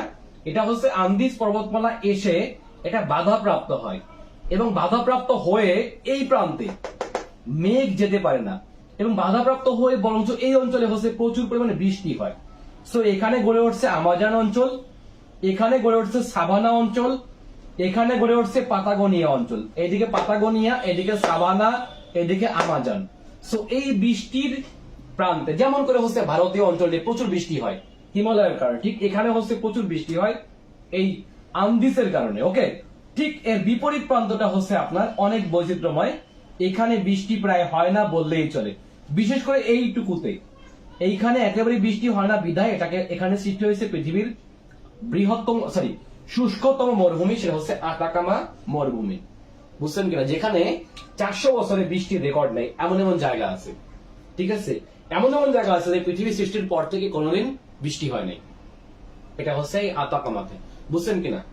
এই ওকে, তাহলে আমরা চিলির বিষয়টা বুঝলাম কিনা। এটা হচ্ছে বৃষ্টির ছায়া অঞ্চলে অবস্থিত। আবার আপনারা ভাববেন যে এইদিকে তো প্রশান্ত মহাসাগর আছে, এখান থেকে না, এই দিক থেকে মেঘ ওই দিকে যায় না, কোন এক বাতাসের কারণে মেঘ ওই দিকে যায় না বিধায় এখানে প্রায় শুষ্ক। চিলি দেশটা একেবারে প্রায় শুষ্ক টাইপের দেশ, ঠিক আছে।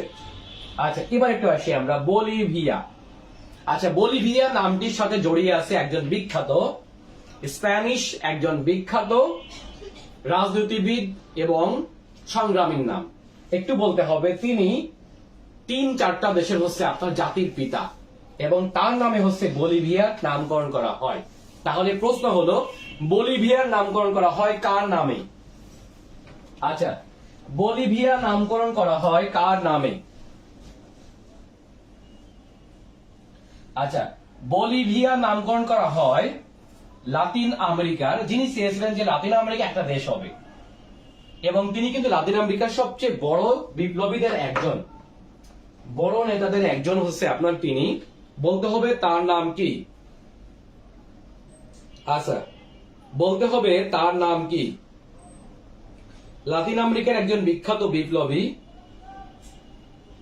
দ্রুত আপনারা কমেন্ট করবেন, যার নামে হচ্ছে আপনার বলিভিয়ার নামকরণ করা হয়। আচ্ছা, বলিভিয়ার নামকরণ করা হয় যে ব্যক্তির নামে।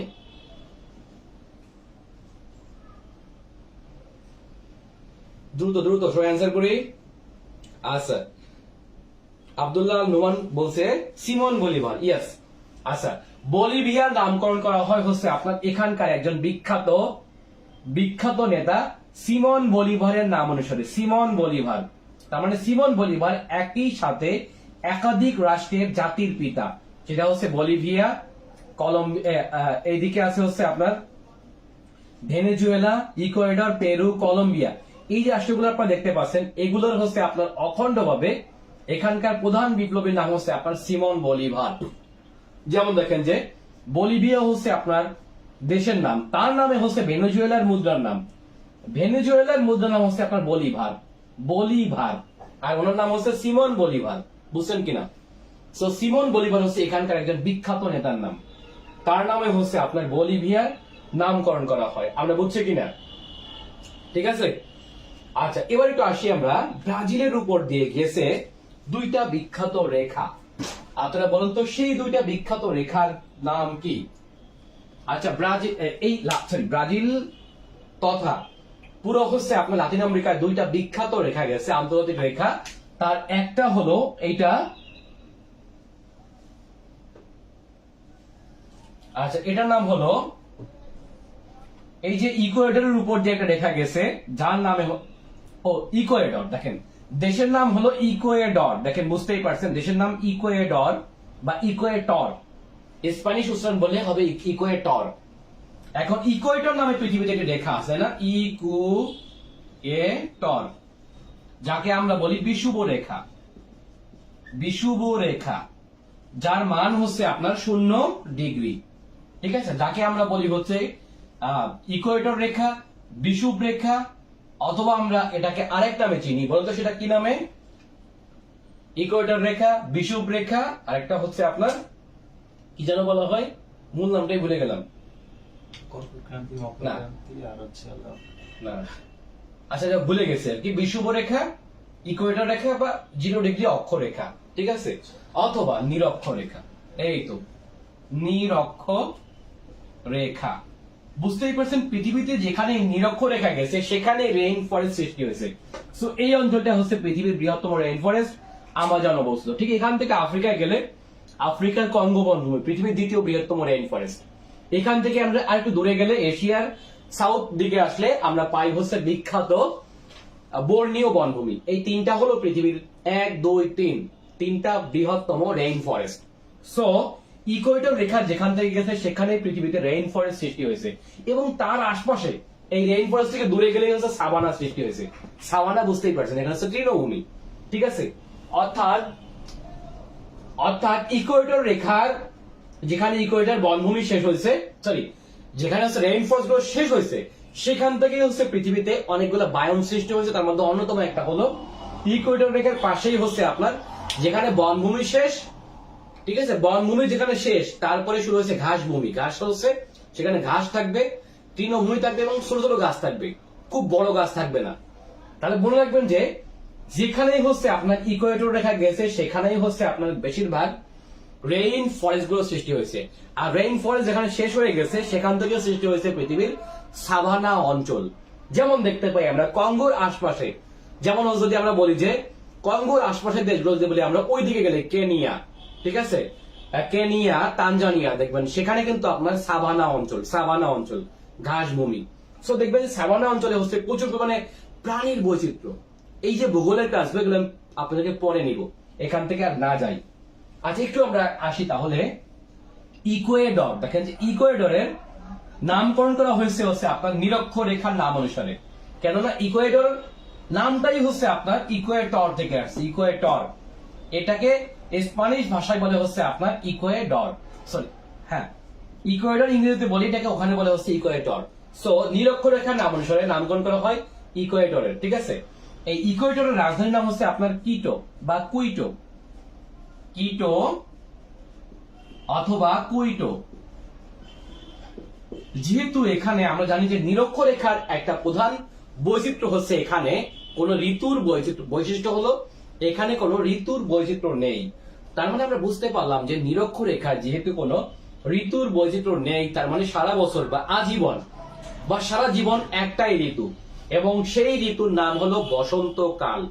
তার মানে যদি বলা হয় যে পৃথিবীতে চির বসন্তের নগরী কোনটি, পৃথিবীতে চির বসন্তের নগরী হচ্ছে আপনার এই কিটো অথবা কুইটো, অর্থাৎ সেখানে আজীবন বসন্ত থাকবে। এর থেকে সুন্দর ঋতু আর কিছু আছে বলেন তো? সো বুঝতেই পারছেন ব্রাজিলের প্রধানতম ঋতুর একটা হলো সারা বছর বসন্তকাল। এরকম সুন্দর দেশ পৃথিবীতে খুবই কম পাওয়া যায়, তাই না? সো এই অঞ্চলগুলো হচ্ছে আপনার ঋতু অসম্ভব সুন্দর, ঠিক আছে। এবং একই সাথে হচ্ছে আপনার লাতিন আমেরিকার দক্ষিণ দিক দিয়ে গেছে হচ্ছে আপনার আরেকটা রেখা, সেটা হলো আপনার মকর ক্রান্তি রেখা। মনে রাখবেন যে দক্ষিণ আমেরিকা মহাদেশের দক্ষিণ দিয়ে গেছে আরেকটা রেখা, সেটা হলো 23.5° দক্ষিণ অক্ষরেখা অথবা মকর ক্রান্তি রেখা। মকর ক্রান্তি রেখা, ঠিক আছে।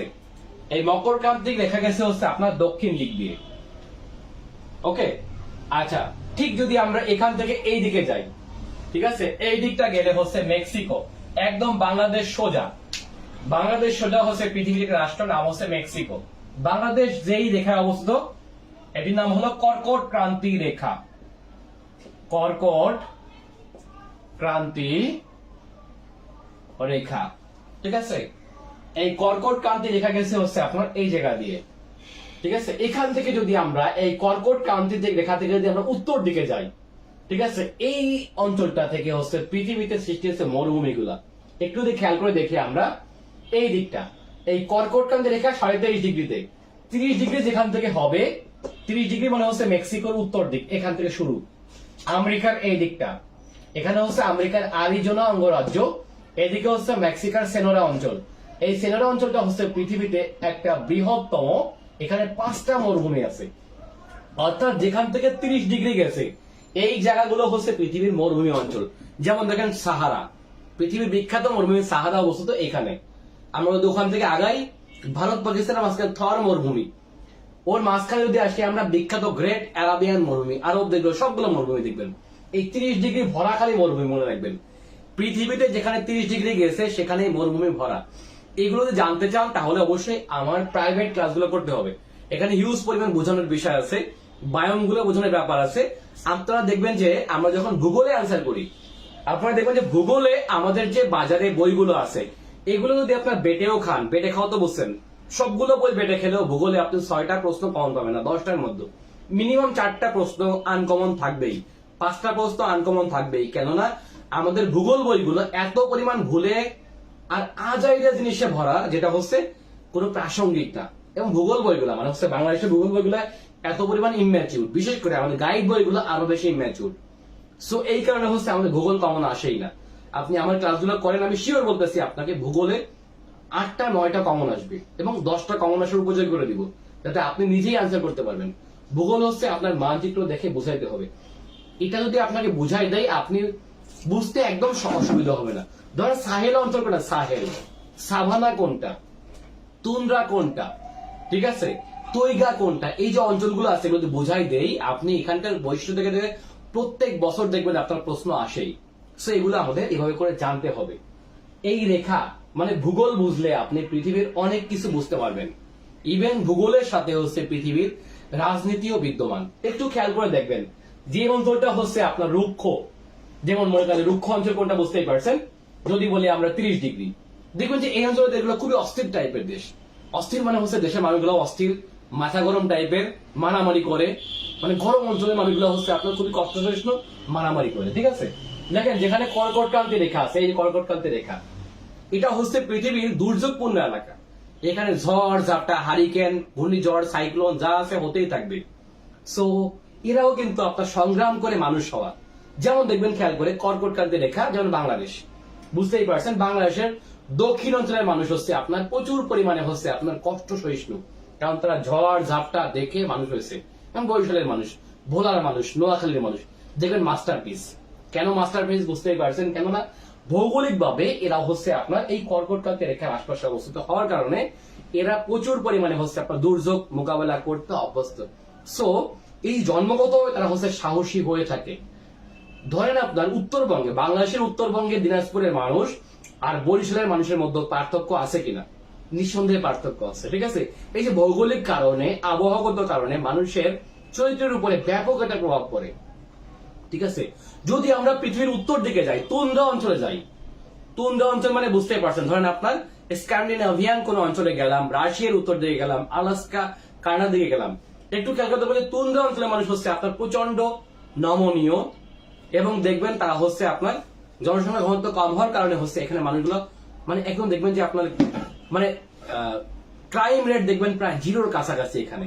যেমন ডেনমার্কে, যে কোনো স্ক্যান্ডিনেভিয়ান কান্ট্রিতে, অথবা আপনার গ্রিনল্যান্ডে, অথবা কানাডার উত্তরে, ঠিক আছে, অথবা আইসল্যান্ডে দেখবেন এই অঞ্চলটা হচ্ছে আপনার তুন্দ্রা অঞ্চলে হওয়ার কারণে এখানকার মানুষের বৈশিষ্ট্য একই রকম, মানে একরকমের, দেখছেন।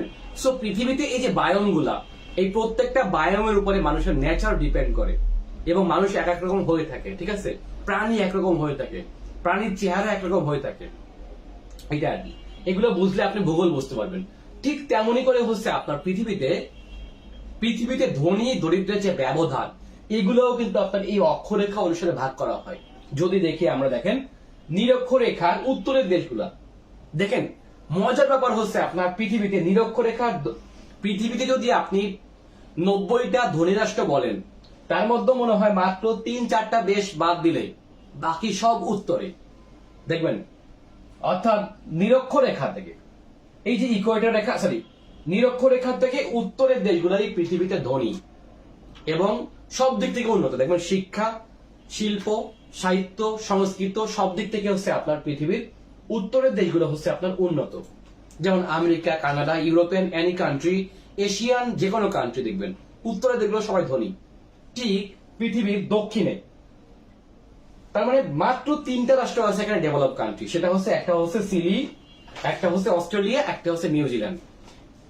নিরক্ষরেখার দক্ষিণ দিকে মাত্র 3টা রাষ্ট্রকে উন্নত রাষ্ট্র হিসেবে ধরা হয়, যদিও এই 3টা রাষ্ট্রই হচ্ছে আপনার ইউরোপিয়ানদের রক্ত বিদ্যমান, অর্থাৎ মাইগ্রান্ট ইউরোপিয়ানরা গেছে বিধায় এই নেচার এরকম হয়েছে। কিন্তু খেয়াল করে দেখবেন যে এখানে যে জাতিগুলো আছে প্রচন্ড পরিমাণে মারামারি করে, ক্রাইম রেট অনেক। যদি আমরা দেখি এইখান থেকে তাকালে বুঝতে পারবেন, দেখেন ব্রাজিল, কলম্বিয়া, ইকুয়েডর, আপনারা অনেকে ভেনেজুয়েলা জানেন, প্রচন্ড ধরনের হচ্ছে আপনার মাদক চলাচল। আপনি এমন কোন ক্রাইম না এখানে না হয়। বিশেষ করে কলম্বিয়া পৃথিবীতে খুবই কুখ্যাত, মাদক, কোকেন যা কিছু আছে এর জন্য হচ্ছে আপনার কুখ্যাত। পৃথিবীতে মাদক পাচারের রুট হচ্ছে আপনার এই অঞ্চলটা। পৃথিবীতে দেখবেন যে আপনার, অর্থাৎ এই যে নর্থ সাউথ যে গ্যাপটা আছে, এই যে একটা গ্যাপ আছে, এই গ্যাপটাকে বলা হয় নর্থ সাউথ গ্যাপ। আমরা বুঝছি কিনা? অর্থাৎ পৃথিবীর উত্তরের রাষ্ট্রগুলো হচ্ছে আপনার যদিও এগিয়ে এবং দক্ষিণের রাষ্ট্রগুলো কিন্তু আপনার প্রচন্ড অস্থিতিশীল। যেমন দেখেন, আমাদের দেখে এদিকে আসলে আমরা দেখতে পাবো আফ্রিকার দক্ষিণের রাষ্ট্রগুলো প্রচন্ড ধরনের রাজনৈতিকভাবে অস্থির। অর্থাৎ এই ইকুয়েডর রেখার আশপাশে দেখলে প্রচন্ড ভাবে রাজনৈতিকভাবে হচ্ছে আপনার অস্থিতিশীল। ঠিক আছে, এই যে একটা পৃথিবীতে গ্যাপ, এই গ্যাপটাকে বলা হয় north south gap. North south gap, বুঝছেন কিনা? যাও ভালো করে বুঝাই দিব লিখিত ক্লাসে। এই হলো বিষয়। তাহলে আমরা ছিলাম কোথায়? ইকুয়েডরে। খেলা শুরু হয়ে যাবে কিছুক্ষণ পর। বাজে কত? 30 টাইম আছে কত? 30 মিনিট। আচ্ছা 30 মিনিট আছে এখনো খেলা শুরু হইতে। ওকে, আচ্ছা এবার একটু আসি আমরা। তাহলে ইকুয়েডর মনে রাখবেন আপনারা, ইকুয়েডরের রাজধানী নাম হচ্ছে আপনার কিটো। আচ্ছা কলম্বিয়া, ঠিক আছে, কলম্বিয়ার রাজধানী নাম হচ্ছে আপনার বগোটা। কলম্বিয়া হলো পৃথিবীতে ওই যে বললাম যে প্রচন্ড অস্থিতিশীল একটা রাষ্ট্র, যেটা হচ্ছে আপনার এখানে মাদক চোরাচালান বা অন্যান্য দিক থেকে হচ্ছে এটা হচ্ছে আপনার কুখ্যাত। ঠিক আছে, বাট কলম্বিয়া কিন্তু অনেক সুন্দর। কলম্বিয়া হচ্ছে আপনার এমন এক রাষ্ট্র যেটা হলো একই সাথে লাতিন আমেরিকার একমাত্র রাষ্ট্র কলম্বিয়া। ঠিক আছে, লাতিন আমেরিকার, সরি ভুল বললাম, লাতিন না, দক্ষিণ আমেরিকা। লাতিন আমেরিকা একাধিক আছে, দক্ষিণ আমেরিকার একমাত্র রাষ্ট্র কলম্বিয়া, যেটি একই সাথে আটলান্টিক মহাসাগর এবং প্রশান্ত মহাসাগরের তীরে অবস্থিত। এটা আটলান্টিক, এটা প্রশান্ত। ঠিক আছে, পানামাও একই যদিও, বাট পানামা তো উত্তর আমেরিকা মহাদেশের, লাতিন আমেরিকার হলেও। ঠিক আছে, এই আচ্ছা এবার আসি আমরা ভেনেজুয়েলা। বুঝতেই পারছেন ভেনেজুয়েলা হচ্ছে পৃথিবীতে তেল রিজার্ভে একটি শীর্ষ দেশ, বাট তারপরেও তার তেলের থাকার পরেও, তার ডলার, পেট্রো ডলার থাকার পরেও ভেনেজুয়েলার মুদ্রাস্ফীতি পৃথিবীতে অনেক বেশি। এর কারণটা হচ্ছে মার্কিন যুক্তরাষ্ট্র সহ তার মিত্র দেশগুলোর নিষেধাজ্ঞার কারণে এই দেশে অনেক টাকা থাকলেও, অনেক পেট্রো ডলার হাতে থাকলেও কিন্তু সেই টাকা দিয়ে যে জিনিস কিনবেন সেই জিনিসগুলো কেনা যায় না। কেননা তার পার্শ্ববর্তী দেশ ব্রাজিল, আর্জেন্টিনা যা কিছু আছে এদের কারোর সাথে তো সম্পর্ক ভালো না। কেননা এরা হচ্ছে মার্কিন মিত্র, আর ভেনেজুয়েলা হলো কার মিত্র? বুঝতেই পারছেন, ভেনেজুয়েলা হচ্ছে আপনার অনেক আরবদের মিত্র, রাশিয়ার মিত্র, ওই দিকের মিত্র হওয়ার কারণে মার্কিনদের নিষেধাজ্ঞার কারণে এখানে হাতে টাকা থাকলেও সেই টাকার বিনিময়ে পণ্য পাওয়া যায় না। সো দ্রব্যের মানে মূল্য হচ্ছে বাড়তে বাড়তে বাড়তে বাড়তে দেখা যাচ্ছে মুদ্রাস্ফীতি। এটা হচ্ছে পৃথিবীর শীর্ষ মুদ্রাস্ফীতির দেশ, এবং যে দেশের প্রেসিডেন্টের নাম হলো নিকোলাস মাদুরো, যে দেশের সমাজতান্ত্রিক নেতার নাম হচ্ছে আপনার নিকোলাস মাদুরো।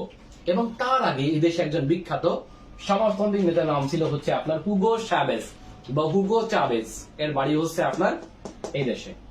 যদিও ভেনেজুয়েলার সাবেক যে নির্বাচনটি হয় সেই নির্বাচনে আরেকজন নেতার নাম উল্লেখযোগ্য, খুবই কম বয়সী একজন মানে 30-এর উপরে 36-37 বছর বয়স হবে। নাম হচ্ছে আপনার জুয়ান গুইদে। এই জুয়ান গুইদেকে বলা হয় ভেনেজুয়েলার ডি ফ্যাক্টো প্রেসিডেন্ট। মানে তাকে হচ্ছে আপনার পশ্চিমা বিশ্ব তার প্রতি সমর্থন আছে, যদিও ভেনেজুয়েলার নিয়ন্ত্রণ হচ্ছে আপনার প্রেসিডেন্ট নিকোলাস মাদুরোর হাতে। এটা হচ্ছে ভেনেজুয়েলা, ঠিক আছে। এই আচ্ছা, গায়ানা হলো একটি স্বাধীন দেশ, যদিও এটা লাতিন আমেরিকার অংশ, তবে এখানকার বেশিরভাগ হচ্ছে আপনার নেদারল্যান্ডের অধিবাসী অথবা ডাচ। সো গায়ানার অধিবাসীরা হচ্ছে আপনার বেশিরভাগ। গায়ানা দুইটা মনে রাখবেন, গায়ানা হলো দুইটা, একটা হচ্ছে গায়ানা ডাচ, যদিও ডাচ বলা হয় না, এই গায়ানা অনলি গায়ানা, এটাকে বলা হয় অনেকে ডাচ গায়ানাও বলে অথবা নেদারল্যান্ডস গায়ানাও বলে। যদিও এটা একটা স্বাধীন রাষ্ট্র, তবে এখানকার অধিবাসীরা হচ্ছে আপনার নেদারল্যান্ড থেকে আগত বিধায় এদেরকে বলা হয় ডাচ বলা হয়, ঠিক আছে। তাহলে গায়ানা হলো একটি ডাচ উপনিবেশ বা নেদারল্যান্ডস এর উপনিবেশ। ওকে, সো এখানকার বেশিরভাগ লোক হচ্ছে আপনার নেদারল্যান্ডস এর অধিবাসী, মানে থেকে আগত। ওকে, এর পাশের দেশ হচ্ছে আপনার সুরিনাম। আচ্ছা, সুরিনাম হলো আপনার, এটাও কিন্তু আপনার খুবই বন অধ্যুষিত দেশ। এটা আমাজন বনের বেশিরভাগে, মানে এই দেশের বেশিরভাগ অংশ হচ্ছে আমাজন বন দিয়ে আবৃত। এই সবগুলোই হচ্ছে আমাজন বন। Guyana, Suriname, Guyana French. Okay, এটাও একটি ডাচ উপনিবেশ এবং এটা কিন্তু আপনার লাতিন আমেরিকা অঞ্চলের বা আমেরিকা অঞ্চলের একমাত্র দেশ যেটি হচ্ছে ওআইসির মেম্বার। তাহলে কিভাবে ওআইসির মেম্বার? এখানে তো খ্রিস্টান বেশি। আচ্ছা, এখানকার দেশগুলোর মধ্যে হচ্ছে আপনার মুসলিমের হার বেশি হচ্ছে আপনার সুরিনামে। সো সুরিনাম হচ্ছে আপনার এই কারণে হচ্ছে আপনার ওআইসির মেম্বার, বাট 50%-এর কম মুসলিম, মানে 40% প্লাস। সো এই কারণে এরা হচ্ছে আপনার ওআইসির মেম্বারশিপ পাইছে। ওকে, তাহলে লাতিন আমেরিকার একমাত্র দেশ যেটা হচ্ছে আপনার ওআইসি মেম্বার, সেটা হচ্ছে আপনার সুরিনাম। আচ্ছা, এবার আসি আমরা গায়ানা। আরেকটা গায়ানা আছে, তবে তার ভাষার নাম হলো ফ্রেঞ্চ। ফ্রেঞ্চ মানে হচ্ছে ফ্রান্সের ভাষা। ওকে, সো যেহেতু এখানকার লোকেরা বেশিরভাগ ফ্রান্স থেকে আগত, এটা এখনো স্বাধীন হয়নি এবং এটাকে বলা হয় ফ্রেঞ্চ গায়ানা। এই ফ্রেঞ্চ গায়ানা হচ্ছে সরাসরি ফ্রান্সের একটি, মানে ফ্রান্সের মূল ভূখণ্ডের অংশ। তার মানে লাতিন আমেরিকায় একটি ফ্রান্সের ভূখণ্ড আছে, তার নাম হচ্ছে ফ্রেঞ্চ গায়ানা। অর্থাৎ এই ফ্রেঞ্চ গায়ানার বেশিরভাগ লোক হচ্ছে ফ্রান্স থেকে আগত এবং এখানেও কিন্তু আমাজন বন পড়ছে। তাহলে মনে রাখবেন যে ফ্রেঞ্চ গায়ানা কোনো স্বাধীন দেশ নয়, এটা কার অংশ? এটা হচ্ছে ফ্রান্সের অংশ, মনে থাকবে। আচ্ছা, এর বাইরে হচ্ছে আপনার এখানে আরেকটি উপনিবেশ আছে, যেটি হলো আর্জেন্টিনার পাশে। আচ্ছা, আর্জেন্টিনার পাশে সাউথ আটলান্টিক মহাসাগর, এখানে ছোট ছোট দুটো দ্বীপ আছে, এটা নাম হলো ফকল্যান্ড, ঠিক আছে। এই ফকল্যান্ড যদিও আর্জেন্টিনার আন্তর্জাতিক আইন অনুযায়ী এটা আর্জেন্টিনার অংশ বলে স্বীকৃত, তবে ফকল্যান্ড আর্জেন্টিনার অংশ হলেও এটা নিয়ন্ত্রণ হচ্ছে আপনার ইউকের হাতে। সো ফকল্যান্ড হলো একটি ইউকের উপনিবেশ, কেননা এটা এখনো ইউকে নিয়ন্ত্রণ করে, যদিও এটা আন্তর্জাতিক সমুদ্র আইনের, এটা পরে কার অংশ হিসেবে স্বীকৃত? আর্জেন্টিনার। এবং এটা নিয়ে কিন্তু আপনার 1982 সালে ফকল্যান্ডের সাথে হচ্ছে ফকল্যান্ড দ্বীপপুঞ্জ নিয়ে হচ্ছে আপনার যুক্তরাজ্যের সাথে বা ইউকের সাথে হচ্ছে আপনার আর্জেন্টিনার যুদ্ধ হয় এবং সেই যুদ্ধে হচ্ছে আপনার আর্জেন্টিনার প্রচুর ক্ষয়ক্ষতি হয়, কেননা ব্রিটেন একটা বিশাল পাওয়ার, বুঝতেই পারছেন। আর্জেন্টিনা হচ্ছে সেখানে হেরে যায় এবং সেই যুদ্ধে হচ্ছে আপনার ব্রিটেনের পক্ষে লিড দেয় হচ্ছে মার্গারেট থ্যাচার নামে একজন ব্রিটিশ প্রধানমন্ত্রী, যিনি হলেন ব্রিটেনের প্রথম মহিলা প্রধানমন্ত্রী। এবং সেই যুদ্ধে হচ্ছে আপনার উনি হচ্ছে আপনার লৌহ মানবীর ভূমিকা পালন করে, যেই কারণে রাশিয়া তার বিরোধী দেশ, বুঝতেই পারছেন, রাশিয়ার প্রতিরক্ষা ম্যাগাজিন হচ্ছে আপনার এই মার্গারেট থ্যাচারকে ওই সময়ে, মানে যুদ্ধকালীন সময়ে হচ্ছে একটি উপাধি দেয় এবং তাকে বলা হয় লৌহ মানবী বা আয়রন ল্যাডি। এখানে আয়রন ল্যাডি শব্দটা ব্যবহার করা হচ্ছে মূলত হচ্ছে আপনার নেগেটিভ অর্থে, বুঝছেন কিনা। আয়রন ল্যাডি শব্দটা হচ্ছে ওরা রাশিয়া যেহেতু ইউকের একেবারে বিরোধী রাষ্ট্র, বুঝতেই পারছেন, তাকে হচ্ছে আয়রন ল্যাডি নামে মানে উপাধি দেয়। তখন সোভিয়েত ইউনিয়ন চলে আর কি। ওকে, এটা হচ্ছে মনে রাখবেন। আচ্ছা, এই ফকল্যান্ড যদি স্বাধীন দেশ হতো তাহলে এটা যেহেতু ব্রিটেনের একটি উপনিবেশ বা স্বাধীন না, মনে রাখতে হবে। ফকল্যান্ড যদি স্বাধীন রাষ্ট্র হতো তাহলে এটাই হতো পৃথিবীতে সবচেয়ে কম ঘনবসতিপূর্ণ রাষ্ট্র। এখানে লোকসংখ্যা হতো খুবই কম, মাত্র কয়েকজন লোক বসবাস করে, কয়েক হাজার, ঠিক আছে।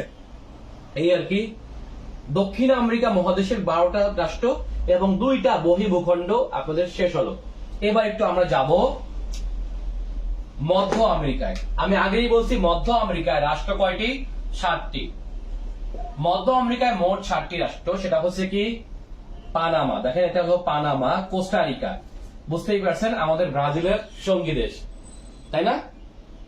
কোস্টারিকা কিন্তু ফুটবল ভালোই খেলে। আচ্ছা, যদি স্পেনের কাছে গোল খেয়ে গেছে 7 গোল, এই আর কি, তেমন কিছু না আর কি।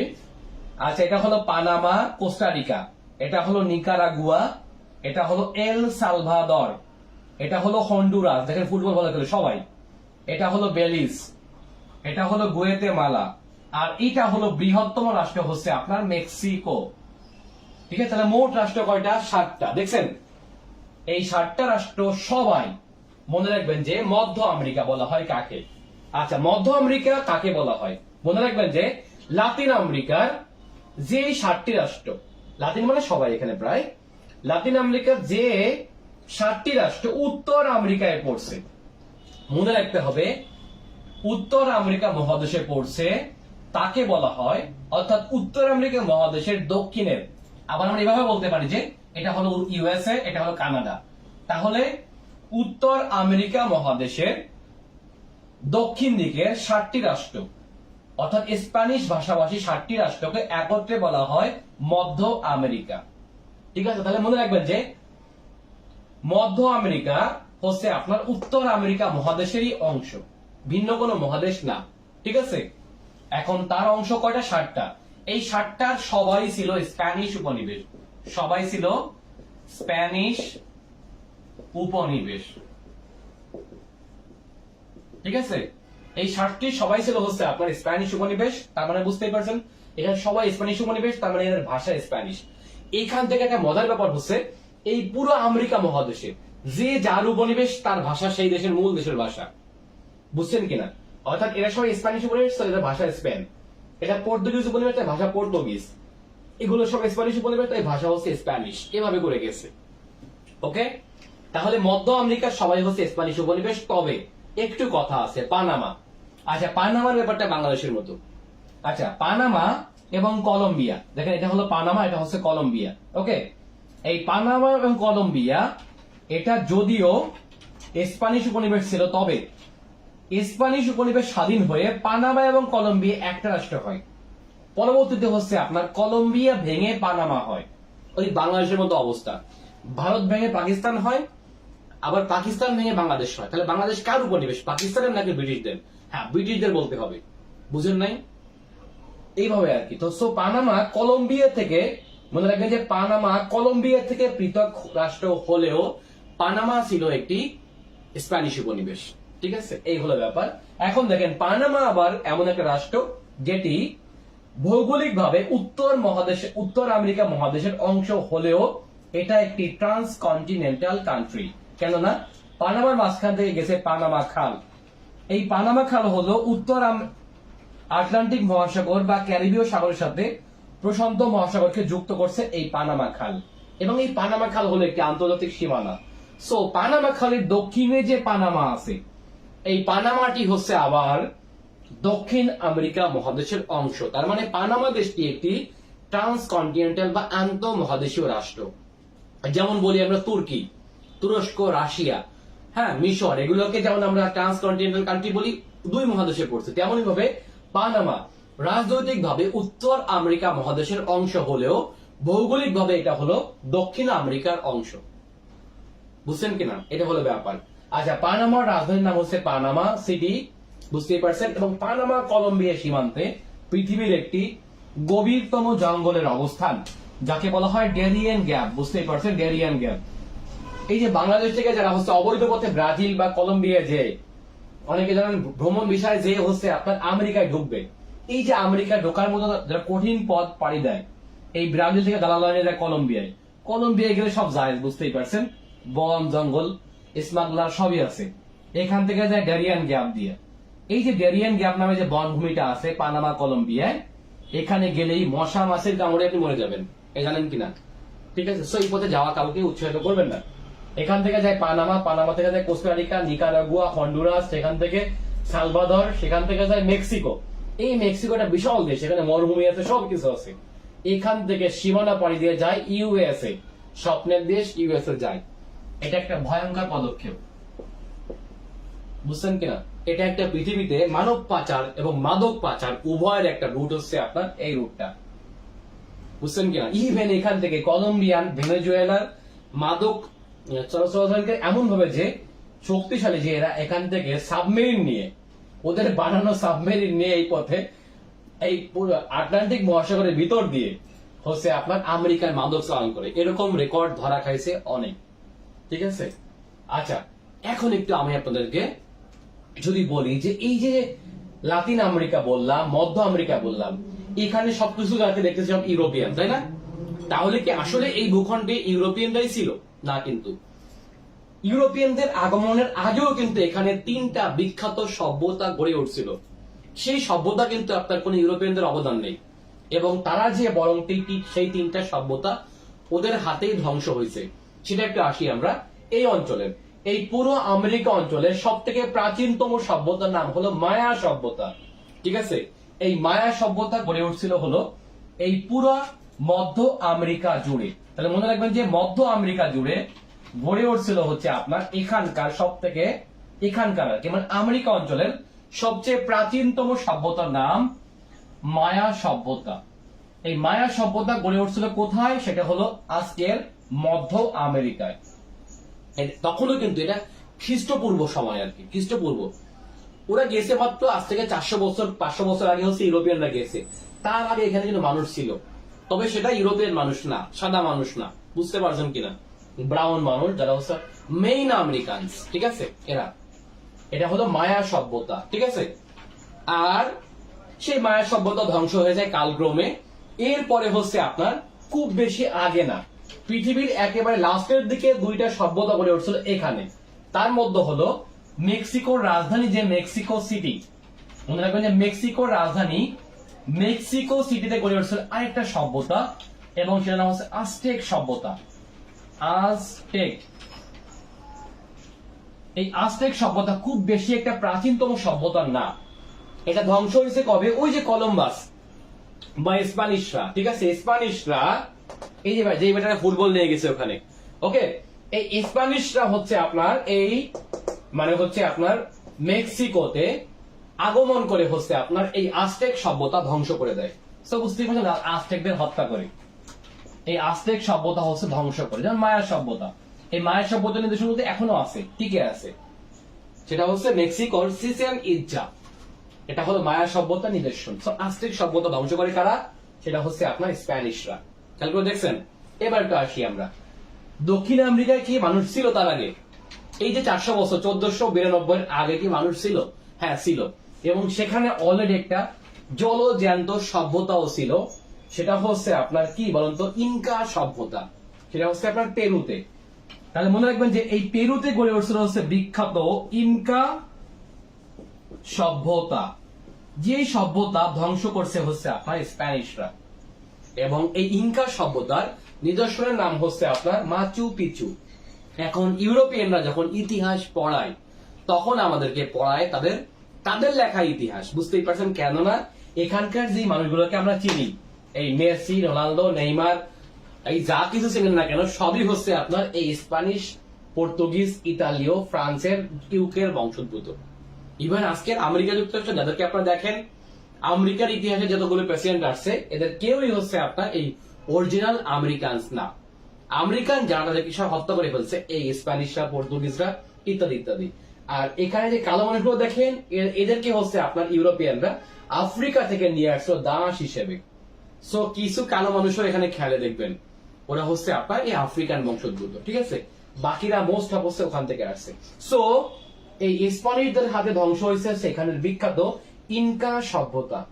এই ইনকা সভ্যতা গড়ে উঠছিল হচ্ছে আপনার পেরু, বলিভিয়া এই অঞ্চলটায়। সো সাউথ আমেরিকার সভ্যতা ছিল হচ্ছে ইনকা সভ্যতা, প্রাচীনতম সভ্যতা, এবং সেটা খুব বেশি প্রাচীন না। এটা ধ্বংস হয়েছে হচ্ছে আপনার এই 1492 সালের পরে এসে। তার মানে এই যে আধুনিক সময় এসে এটা হচ্ছে ধ্বংস হয় ইয়াদের হাতে। এটা হচ্ছে ইনকা সভ্যতা, যদিও সেই সভ্যতার নিদর্শন এখন টিকে আছে, যাকে বলা হয় মাচু পিচু।